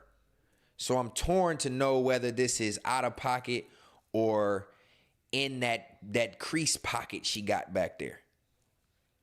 25% it says out of pocket, because you could have wore baggier pants. You didn't have to, like, you went there with this idea. You got your bag with you. You got a dry erase board. You posted it up on the side of the gumball sticker machine in the middle of the mall. You got little kids walking past. And you giving out free hugs. Salute to her 75% for even having the thought to be like, you know what? I'm going to heal the community today. I'm going to give out free hugs to somebody that might have been having a bad day. It also could have said on her sign, free hug, feeling down, feeling stressed, need to release some anger, whatever, free hugs, get a free hug. But it just say free hugs. To me, it almost looked like she kind of thirsty. I ain't gonna lie.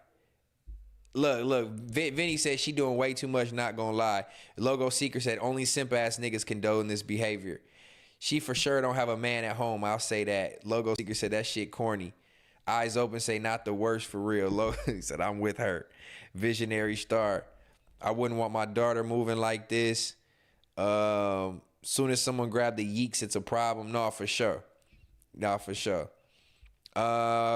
Baby says she's aware of what she's doing. It's giving a woman doing this purely for the male gaze. She's attention seeking. She is attention. But if that's the case, you got leggings like this too.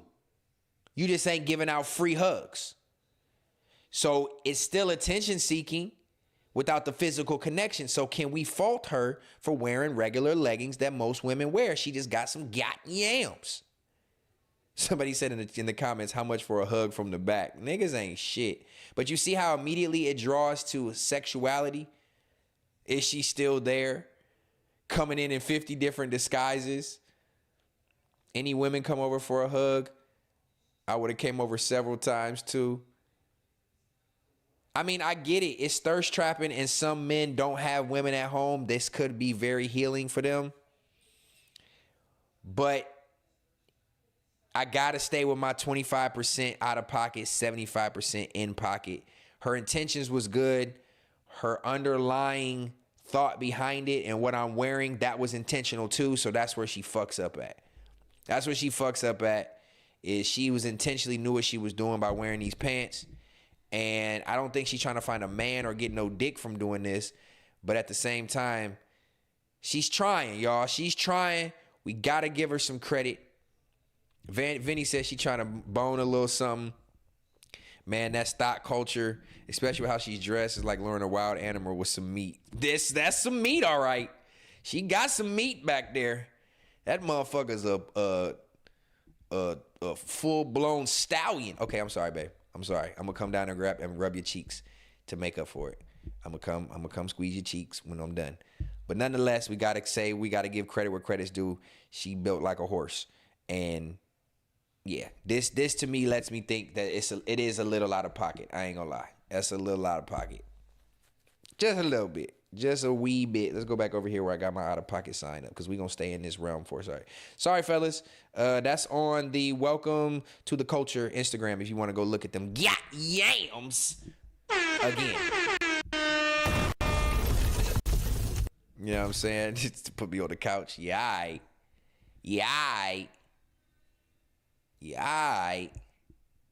All right, we got one more out-of-pocket topic before we get up out of here. Shout out to the 50 people still tuned in. I'm very proud of y'all. I'm proud of myself. 50 people is kind of really good for this late at night on some new wave shit.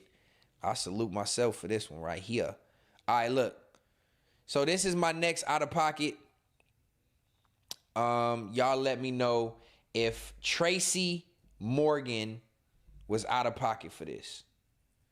Let me know. Put her on the couch there. Yeah, I'm going to put her on the couch for not embracing them yams. Fuck she talking about? Put me on the couch. She got to put me to sleep before I fall asleep on that couch, if anything. Miss Moneybags on the couch is funny. I wouldn't put my baby on the couch. I ain't gonna lie, I did put her on the couch. Well, I didn't put her on the couch. She ended up on the couch after we had an argument last year. She was on the couch for a couple days. You know what I'm saying? Had to put my foot down one time. Now let me quit before she think I'm for real. Y'all finna get me beat up, bruh. What the fuck? Speaking of which, I'm about to be getting off soon, babe. You wanna go ahead and make me some food, please? Respectfully. I am kind of hungry.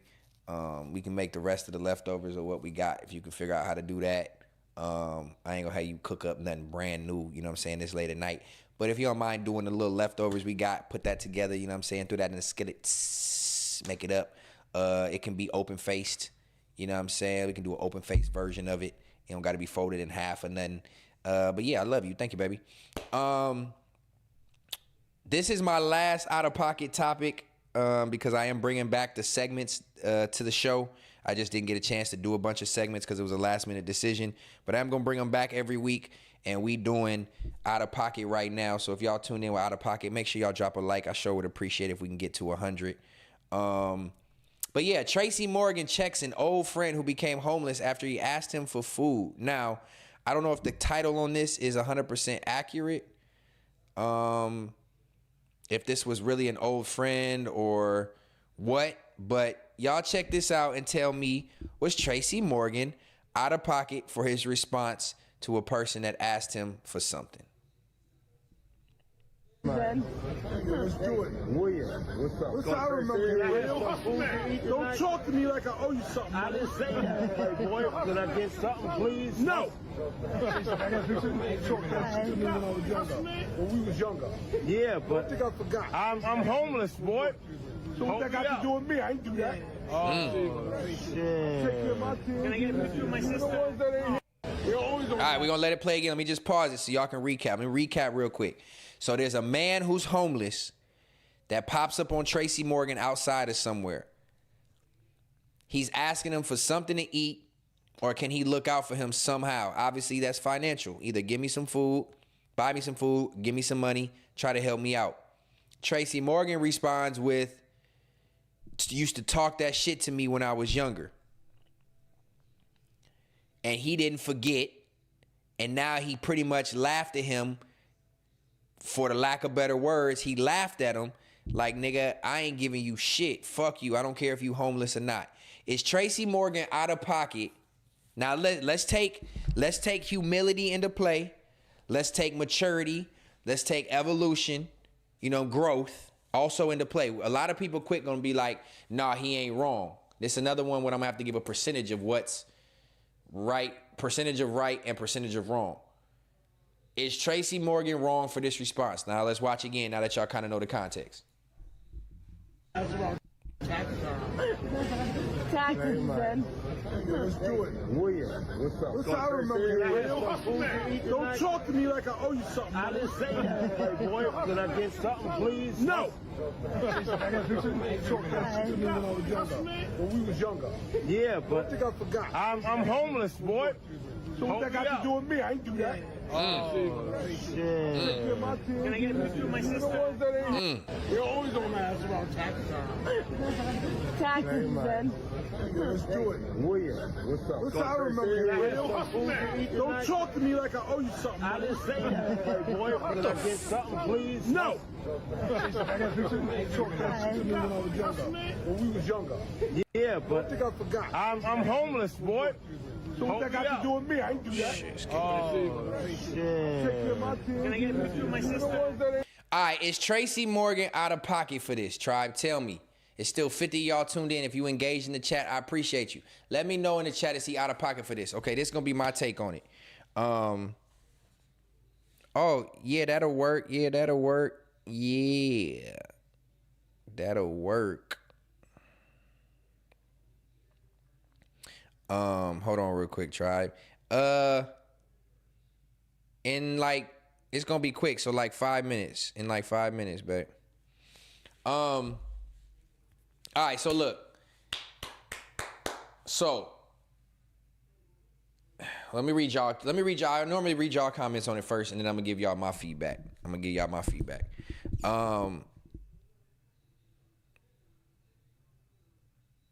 Demanding, huh? Where are we at? Show her ass who wear the boxer briefs. My boy said, all BS aside, and nigga still hungry. Oh, shit. All right, so Nigga said demanding. Visionary Star said he was demanding. Stoner Committee says he's not wrong. Don't bully me, then ask me for anything. Okay. Stoners Committee also says he's not an old friend. He's a bully. That's a real man on that green leprechaun couch right there. He sits, you think I forgot dude did something to cross Tracy. He says, you think I forgot dude did something to cross Tracy. Facts. Visionary Star says, I think if you can help, you should. Vinny says, karma's a motherfucker. Nope, he's not out of pocket for that. Elisino says, that's a New York state of mind. Take that. Still ain't got to give him nothing though, bro, is what Stoners Committee says. No, that's a valid reaction. W. Tracy. Shit on me, I'll shit on you. Hustle man would never. Hustle man. Perfectly fine reaction. Even Jesus was offered food. Buddy dude should have came more humble. He had animosity in his voice. Okay, cool. So y'all kind of on the same page as me. I'm going to look at it like this. Like, man, actually, right when I was about to say what I was going to say, I'm kind of torn. Okay, so when you're kids, a lot of times when you bully people and you talk shit as a kid, you really don't know better. I don't know what age it was when he was bullying him, if they was kids or if they was teenagers or college or coming out of that age group. But when you're a kid, bullying is just like I wouldn't say a second nature thing, but you really don't know better. Like your parents can teach you not to bully and to be nice and kind to people and don't be a bully. But at the same time, you know, it's you a kid, bro, you know. So you can do things without understanding the impact that it can cause to people emotionally when you're a child.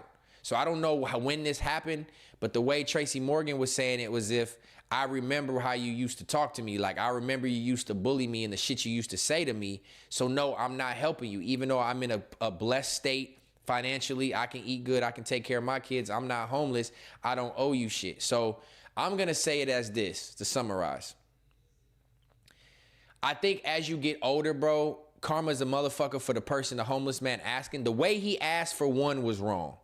You don't approach him in front of all these people. You try to wait till maybe the crowd dies down or he's walking away. He's not in front of all these cameras. Maybe you try to, hey, Tracy, you know I shitted on you in the past.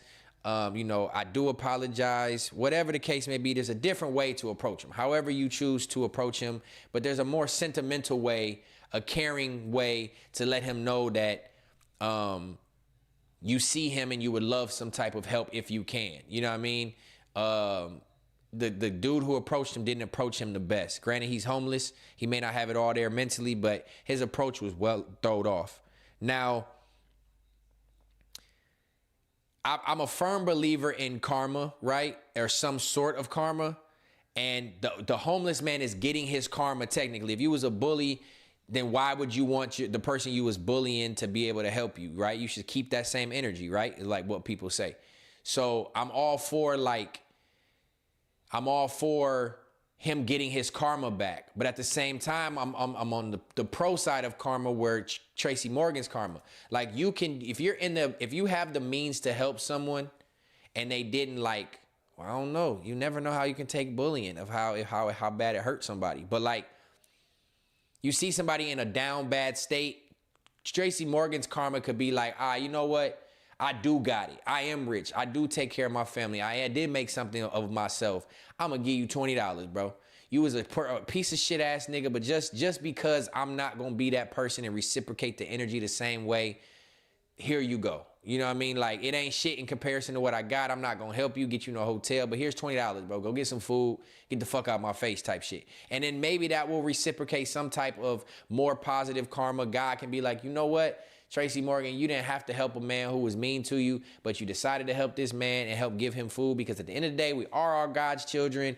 You know, he has a right, even though he was a bully however long ago, decades ago, he does have a right to maybe eat. Is it off the strength of your money? It doesn't have to be, but you did somewhat of the right thing, the right humility thing. You know what I'm saying? You was more human in this situation because, yeah, bullying is bad and he might have talked shit and cracked jokes on you for not having nothing, but that's different than somebody starving and freezing in the freezing cold. So it's like I'm torn here of like,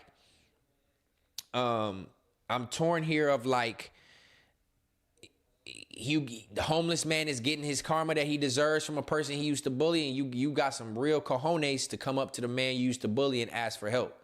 And the fact that Tracy even remembers him as an old man is crazy. So to me, Tracy is probably not out of pocket in this situation, because this man actually, he remembers this man by face. He knows he called him William, I think. Like, he remembers him by face and name. And so that means his bullying resonated with Tracy this much. So he's in the right to not help. But I also just want to look at it from a humility standpoint of, like, if that was me, like, I never had no bullies. Unfortunately, I did some bullying when I was younger. Harmless. It didn't happen beyond, like, high school years. High school years, it just turns to little jokes. But, like, actual bullying, I didn't do that beyond, like, grade school. You know, like 5th grade, I wasn't, you know, trying to bully a kid or whatever. But it was more innocent. So I can't sit here and say that I would think that somebody should look out for me for after being a bully. But at the same time, you would think, like, damn, like, that was a long time ago. I'm in a more serious state of life where I can't even eat type shit.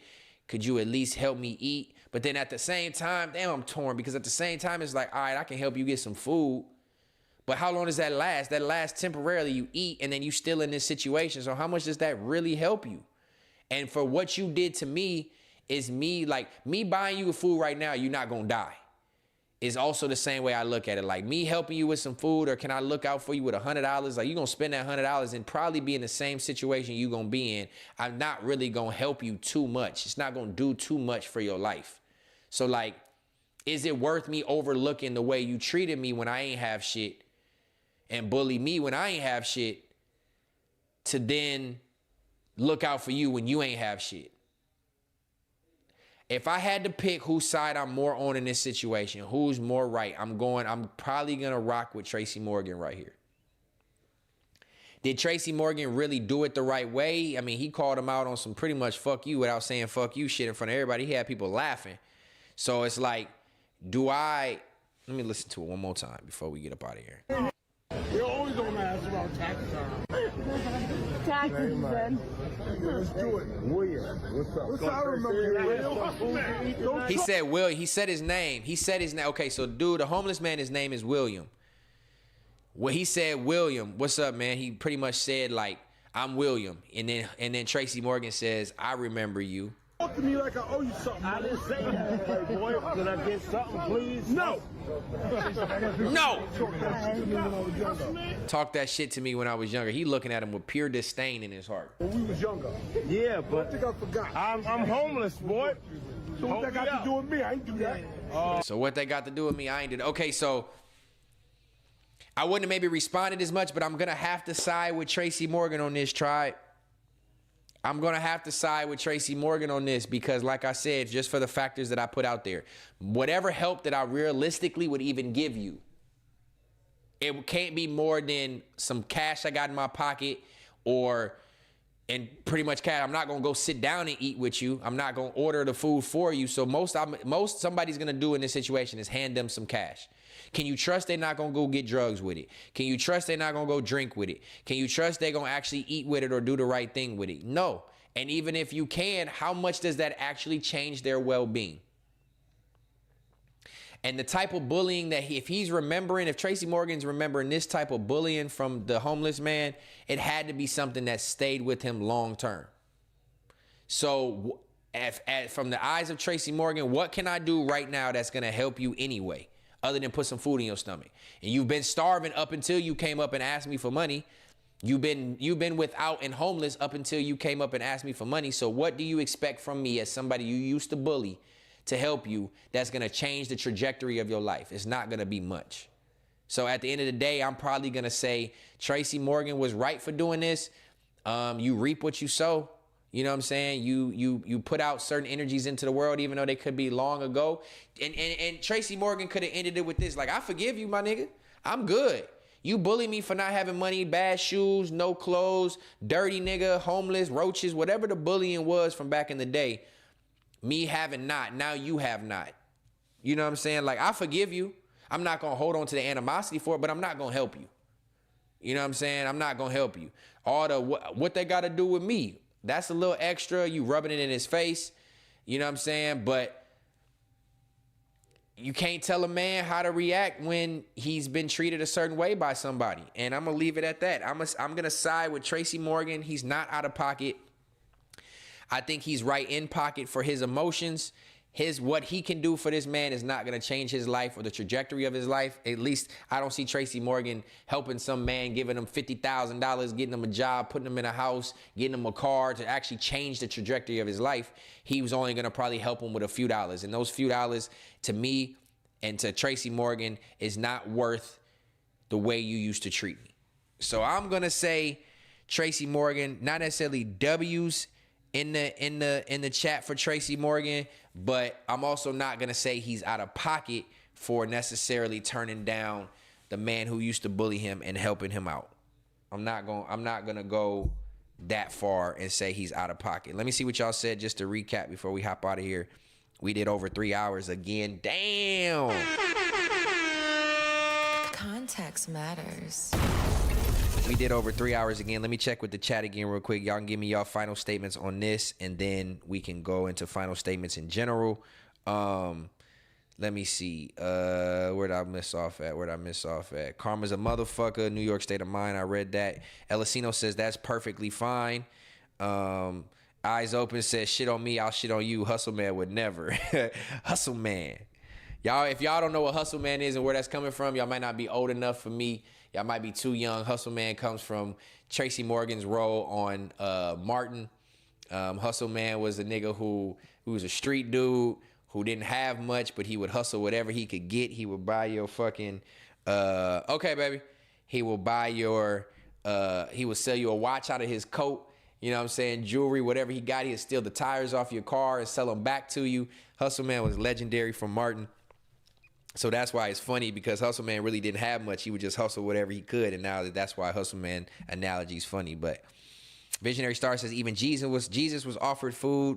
That's what I'm saying. That's what makes you think a little bit. Vinny said dude should have came more humble. I agree. I addressed that. He could have said things a little bit differently. He had animosity in his voice. Elisino says, Eyes Open said, tap that like button. 7 says 71 likes. Make sure you tap that like button. Even though 7 ain't been in here, she probably over there with the faggot. But I still love you, 7. Thank you for being in here and being present, showing love to my lady. We do appreciate you. I seen your little skit, 7, by the way, that you did on Instagram today. I was about to tell you that you're out of pocket. I should pull it up on here and show the people you out of pocket. I might end with that, 7. Talk about she was trying to decide if she wanted to work out to lose weight or sniff a line to lose some weight. She out of pocket, dog. Shout out to the Brooklyn OG, Tracy Morgan. Logo Seeker said there's kids that commit suicide because of bullying. How would you feel as a parent of a victim? Oh, that's a good point, Logo Seeker. I'm not going to lie. And I feel the same way. Like, that's why I kind of side with Tracy Morgan. You don't know how much that harmed him at that time versus how much my money is going to help you at this time. That's a cold way to look at it, right? So your bullying could have affected me for months, years, trauma for a long time. Bullying is different. Kids do commit suicide because for bullying and being talked about. And that could weigh a lot more than how much my money that I give you right now will weigh. So at the same time, that's a good analogy. I will put it that way, that Tracy Morgan is not out of pocket for that. He's not out of pocket for that. Let me take this off the screen because we out of pocket. Yeah, he's not out of pocket for that. So Tracy Morgan, you did what you did. I'm all for you. Vinny says 2 sides of the coin. This could be God sending him a test. See, Visionary Star, that's kind of what I was saying. Like, God could be looking at it like, not necessarily a test, but to just see your growth of much, not like to where he's going to like take anything away from him if he doesn't give the dude money, but it could be like, let me see really where your heart is. Have you healed? Are you good? Are you able to be a good man and like really still give to somebody who shitted on you? So it could be some sort of a test. You know what I mean? That God did send Tracy Morgan, and in his eyes, he passed it. You know what I mean? Who are we to tell? Bigger person becomes an advocate to prevent bullying. Fair to say. Visionary Star said he might have failed that test. The Stoner Committee says you may not have all these thoughts in real time, and that's another great point, gang. is Tracy Morgan coming out, he's signing autographs, taking pictures, doing what he does for his job and for what makes him money. He may not be thinking like logically, like in retrospect, he might think back now watching it like, damn, you know what? Maybe I could have gave this nigga $20. You know what I mean? I'm a bigger person. It don't really bother me no more. I made it out of that circumstance. Let me get this nigga $20. So, but in that moment, he's like, nigga, fuck you. You used to clown my shoes. You used to talk about my house. I had roaches. You talked about my mama. You talked about my hair being nappy. You talked about me being dirty. Whatever the case you did, whatever you did to bully me, nigga, that's what he's thinking right now in the immediate moment. William, I remember you used that bitch ass nigga William that used to, So you right, in that moment, you don't really realize it. Eyes Open says, fool me one time, shame on me. Facts. East Bay area. What's up, bro? I appreciate you tapping in. I ain't seen you type all night. So you a newcomer this evening. I appreciate it. He said, we don't know their history for one, and for two, that ain't the time or place for that. Yeah, but then also, where is the time or place that he might see him again? So I can't fault the homeless man for being like, yeah, it's William, bro. Like, you remember me? Would you hook up? Would you look out for me? Now, the environment might not have been the place because he was signing autographs and doing his job, but he may not ever see him again. That's why one of my first points was like, catch me as I'm about to get in the car before all these cameras is in my face. Maybe I might have a little bit more humility for you. But right now, in front of everybody, no, nigga, fuck you. You know what I'm saying? The bigger man will still help regardless, but that day, Tracy not in the mood. See, that's what I think too. Bigger man, have you grown? Or again, we can't say that wasn't a detrimental time in his life that really made him into like, you know, a bad space. His bullying could have put him in a bad space. Bushido Zay says no sympathy, man. Appreciate you tapping in, Bushido. He's saying no sympathy. I guess he has no sympathy for the homeless man. Stetsen the bully is wild. I know, that goes to show you growth is possible. You know what I mean? I come off now as this softer spoken, more well thought out, educated older man. But now I'm different than I was back then. I was young, wild, and free back then. Well, y'all want to believe it or not, no matter what anybody painted me as, you a white boy, you did this, do this. Y'all have no idea the city I grew up in, the people I grew up around, the circumstances that I had to overcome and shit like that. I was a different wild boy. I was bad as fuck. Matter of fact, next Sunday, I'm going to try to pull up some of my referrals and read y'all my referrals from high school and middle school. I still kept them. My mom kept them so she could show me how horrible and bad of a person that I was. I was a different human being back then, right? So growth is possible. I'm evidence of it. But yes, I did used to bully kids when I was a lot younger. Elisino says, ungrateful bum. It's helped nonetheless from the stoners community. The bigger picture is always greater, Logo Seeker. Like, yeah, you're right. But again, in that moment, he may not be thinking like that. He can ask, Elisino said he can ask somebody else, fuck dude. You sure right. If you've been panhandling from other people, you've been homeless, you've been asking a lot of people for money in the past. You can ask somebody else too. You ain't got to ask the man you bullied. Y'all sure right. It's not like Tracy Morgan is the only person that can help him. So y'all sure do got a point. Y'all sure do got a point. All right, we finishing this off. If he still remembers as an adult. Seven said, thank you for interacting, Seven. I appreciate you actually being present tonight, Seven. You know what I mean? Don't get to acting like don't get to turning into Vinny's arch nemesis. I don't even remember that nigga name no more. I mean, respectfully, I don't have no hate towards him, but don't get to being like the other nigga who got a mod in the other chats in the other neighborhood, and now he like too good to pop over where Context Matters is. I forgot that nigga name. That's crazy. But I'm bad with names anyway. So, you know, it's all love. Shout out to him, but don't become that person that for some reason the pressures of being in other chats is more important than fucking with the real. You know, don't be that person, Seven. I've been in here the whole time is what she just said. I know. I'm just fucking with you. I got to give you a hard time. But she did leave a big comment and said, if he still remembers that as an adult, what happened to him as a child, it still hurt him. And no, he's not obligated to help him. Facts. That's what I said too. If he remembers a nigga 40 years later, 30 years later, change of face and everything, it stuck with him long term. Dude had the shit on Tracy back in the day. Tracy Morgan grew up in the 80s crack era. For sure, Bushido, that's what I'm saying. I don't know if I'm saying your name right. I apologize. W Walk the Walk says W. I hope the W is for me. W's in the chat for the tribe.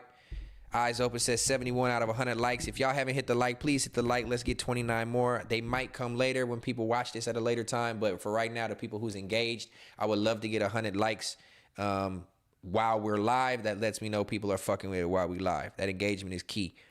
Logo Seeker brought up a good point. He not obligated, but a bigger man will help. Blacks don't have the space not to. Only the ignorant-minded think so. We all we got. See?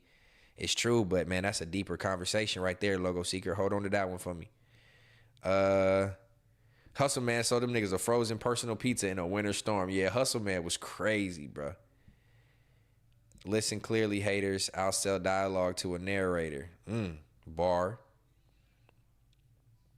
I bet Stet was an evil bully. Yeah, I was low-key mean. I ain't gonna lie. Especially because I wasn't like spoiled, but I did have the necessities. You know, I got some new school clothes. I had some new shoes. You know, I wasn't like visually you couldn't see me struggle. We had our struggles at home, but visually my mom tried her best to make sure. So I was evil. I was evil as fuck. I ain't gonna lie. Vinny said I forgot his name too. No, I ain't gonna lie. I really forgot his name though. I swear to God, I ain't gonna lie. It's not even like shade by me saying I forgot his name. I'm not even trying to throw shade at old boy, but I just forgot his name. I remember it was different. It's different than it was written. I can't even remember. And he shopped with me. He bought a rug from me. You know what I'm saying? It was a FMW rug. He bought one from me. So he's not like, he bought money bags, I think, too. So I don't hate the man, but I just wonder why sometimes people will turn their back on you for the sake of clout in other spaces, you know what I'm saying? So that's the weird part to me. I smell my food cooking. Hope it ain't burning down there, baby. That's what I mean. It better not be what I'm smelling. Oh yeah, Tiface. That's what it was. Tiface. However, that's how you pronounce it. You know, he said what's up to me in the Apollo chat the other day. I don't hate the man, but again, the energy is a little weird to me. I don't understand where that came from. DMs, communication stop. Reposting of Context Matter stop. You're not in the chat no more. I don't know if Vinny ran them off or what happened, but, you know, it happened. You just don't turn your back. If you fuck with somebody, you don't turn your back on them. I've welcomed people that fuck with them to still fuck with me, and I don't have past no judgment, but I think he didn't want the pressure of being affiliated with me and still fucking with that over there, and he didn't want to be talked about by his counterparts, the weirdos, the weirdo mods that run over there. He didn't want to be like looked at, down upon over there. And I fucked with him heavy. You know what I'm saying? I talked to him on a regular basis outside of the live streams. He took it upon himself to disappear. So holla at you. What's up? RTSFU, bruh, what's the deal? We ain't seen you in a minute, man. I said RTS. RSTFU. Shut the fuck up, TB. You know what I mean? My boy back in here modded up. He been modded up. I ain't seen him in a minute. Shout out to you for tapping in, gang. Make sure you drop a like one time.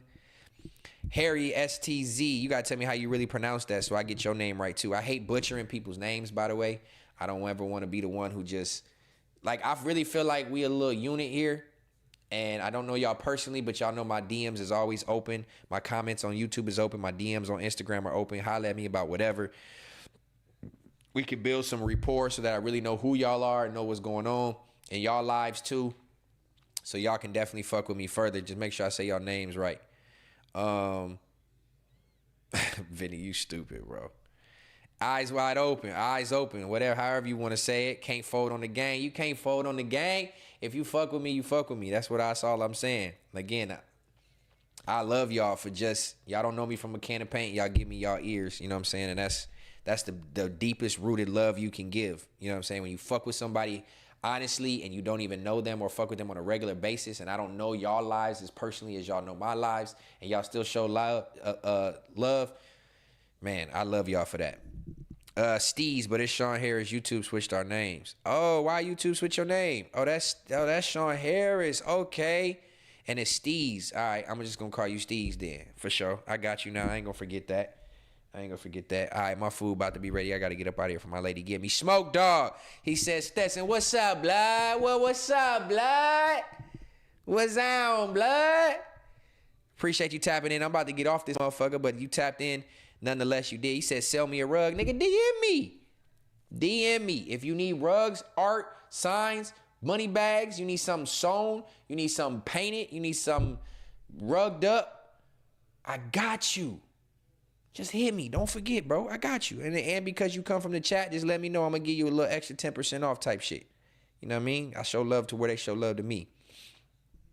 They reported my Instagram page, gang, but yeah, it's been a minute. Yeah, that's crazy. You was a bully on Instagram. That's probably why. But yeah, welcome back, brother. We need that Stetsen viral collab. Yeah, we're going to do that. I got to reach out to Viral and Messiah and see if we can do the video screen, how they be bringing people in on the screen. I see they did it with MacWap the other day. I want to do it to where I can bring my Context Matters screen up and I can pod with them. I would love to. Y'all let them know too. 7, I know that's your boy. If you still in here, 7, go let Viral know. Vinny, I know you fuck with them. Let Viral know. I'm going to hit Viral. We going to make it happen, bruh. We going to make it happen. Yeah, I'm blind to the BS, gang. I know. I was wondering. I remember you changed your name, but I don't remember, like, to remember Eyes Open. But you are, okay, so you blind to the BS. Okay, why y'all switching names? I'm going to show him your IG. All right, 7, I'm going to show him your IG real quick. Stoners Committee said, peace and love. I appreciate you. Drop some money bags in the chat. If you still tuned in with me, let me show you how the fuck 7 was wilding out. 7 was wilding out today, tribe. And I fuck with 7, but she out of pocket for this one. I need to put out of pocket on the screen for 7. That's what I need to do right here. And I think it's still up, so this is perfect. 7, let me show 7 so sexy on Instagram. You gonna stop fucking with that Mook 7. This nigga turned on his cousin. He turned on all his co-hosts. He turned on his fucking production team. He turned on every fucking body. He's gonna turn on you if you do the wrong thing. I mean, I can't tell you who to fuck with, but that bitch ass nigga is somebody that nobody should fuck with. He deserves to rot in hell. I seen the last shit he said about his cousin's family. Dog, he is the most evil, sick fucking faggot. The worst fucking existence of gay people should hate him. Like, anybody to fuck with that man, they have a special place in hell. He has a special place in hell. He's literally burning from the inside out, fat back, sloppy, fucking brisket back bitch. I fucking hate him. See, y'all about to have me wild out on the end of my stream, and I ain't trying to. When I get the Duce in me, I'm gonna let this bitch ass nigga know what's up. I'm just gonna be put it like that. He's not off limits. Everybody else, I don't give a fuck about them. I don't want to involve them, but he's still a fucking bitch that just needs to die. I ain't gonna lie. I don't wish death on too many people, but the type of shit he wished death on his cousins, family members, and just, bro, he's a fucking bitch, bro. He will burn he's gonna burn in hell with gasoline draws on, rainbow gasoline draws on. All right, let me show y'all this before we get up out of here. I got to get my food. 7, you out of pocket for this. I seen this earlier. You are crazy. And then look, your fucking faggot ass bestie is in the comments. I don't even want to see this bitch ass nigga name. This is some weirdo ass. Boy. All right, let me keep it pushing. 7, you wild for this. Listen to this, y'all, and then we out of here. And that workout ain't working fast enough. 7, that better been salt or baking soda, 7. Bitch, who this fuck? That bitch stopped playing before I. Never mind. Going in your purse, you fucked around. 7, you out of pocket, bro. She said, fuck it, I ain't working out. I'm sniffing lines to get skinny. You out of pocket, 7. You are hella out of pocket. I'm just going to put it like that. You should have been in my out of pocket topics, and I sure would have let you know you was out of pocket in the topic itself. Nonetheless, y'all know the vibes. I sure appreciate y'all tuning in with your boy. This has been Context Matters episode 34, where we just kicked it on this good Sunday. Shout out to all my real ones. Shout out to all my mods who make sure their presence is felt, for supporting the chat, for supporting your boy. It goes a long way. If you haven't hit that like on the way out. We kept about 60 to 75 people all night. Random pop-outs. Sundays is going to be the night. We're going earlier next week. So make sure y'all tune in and y'all are ready. I'm going to try to post more clips to keep the engagement up. But y'all know how we do it when we do it. We do it well every motherfucking time live on Context Matters. This has been episode 34. Money bags in the chat, likes in the chat. Leave a comment when you come back. Let people know they missing out on some good content, original content. No forced shit, no ignorant shit, no ghetto shit, no hood shit, just real shit. Good mentality, good conversation, good debates, good energy in the chat, no hate. We show love, we appreciate. And that's how we rockin', man. This has been Context Matters episode 34. Until Trade 5, until that KD episode, it's been real. Until next time. Holla.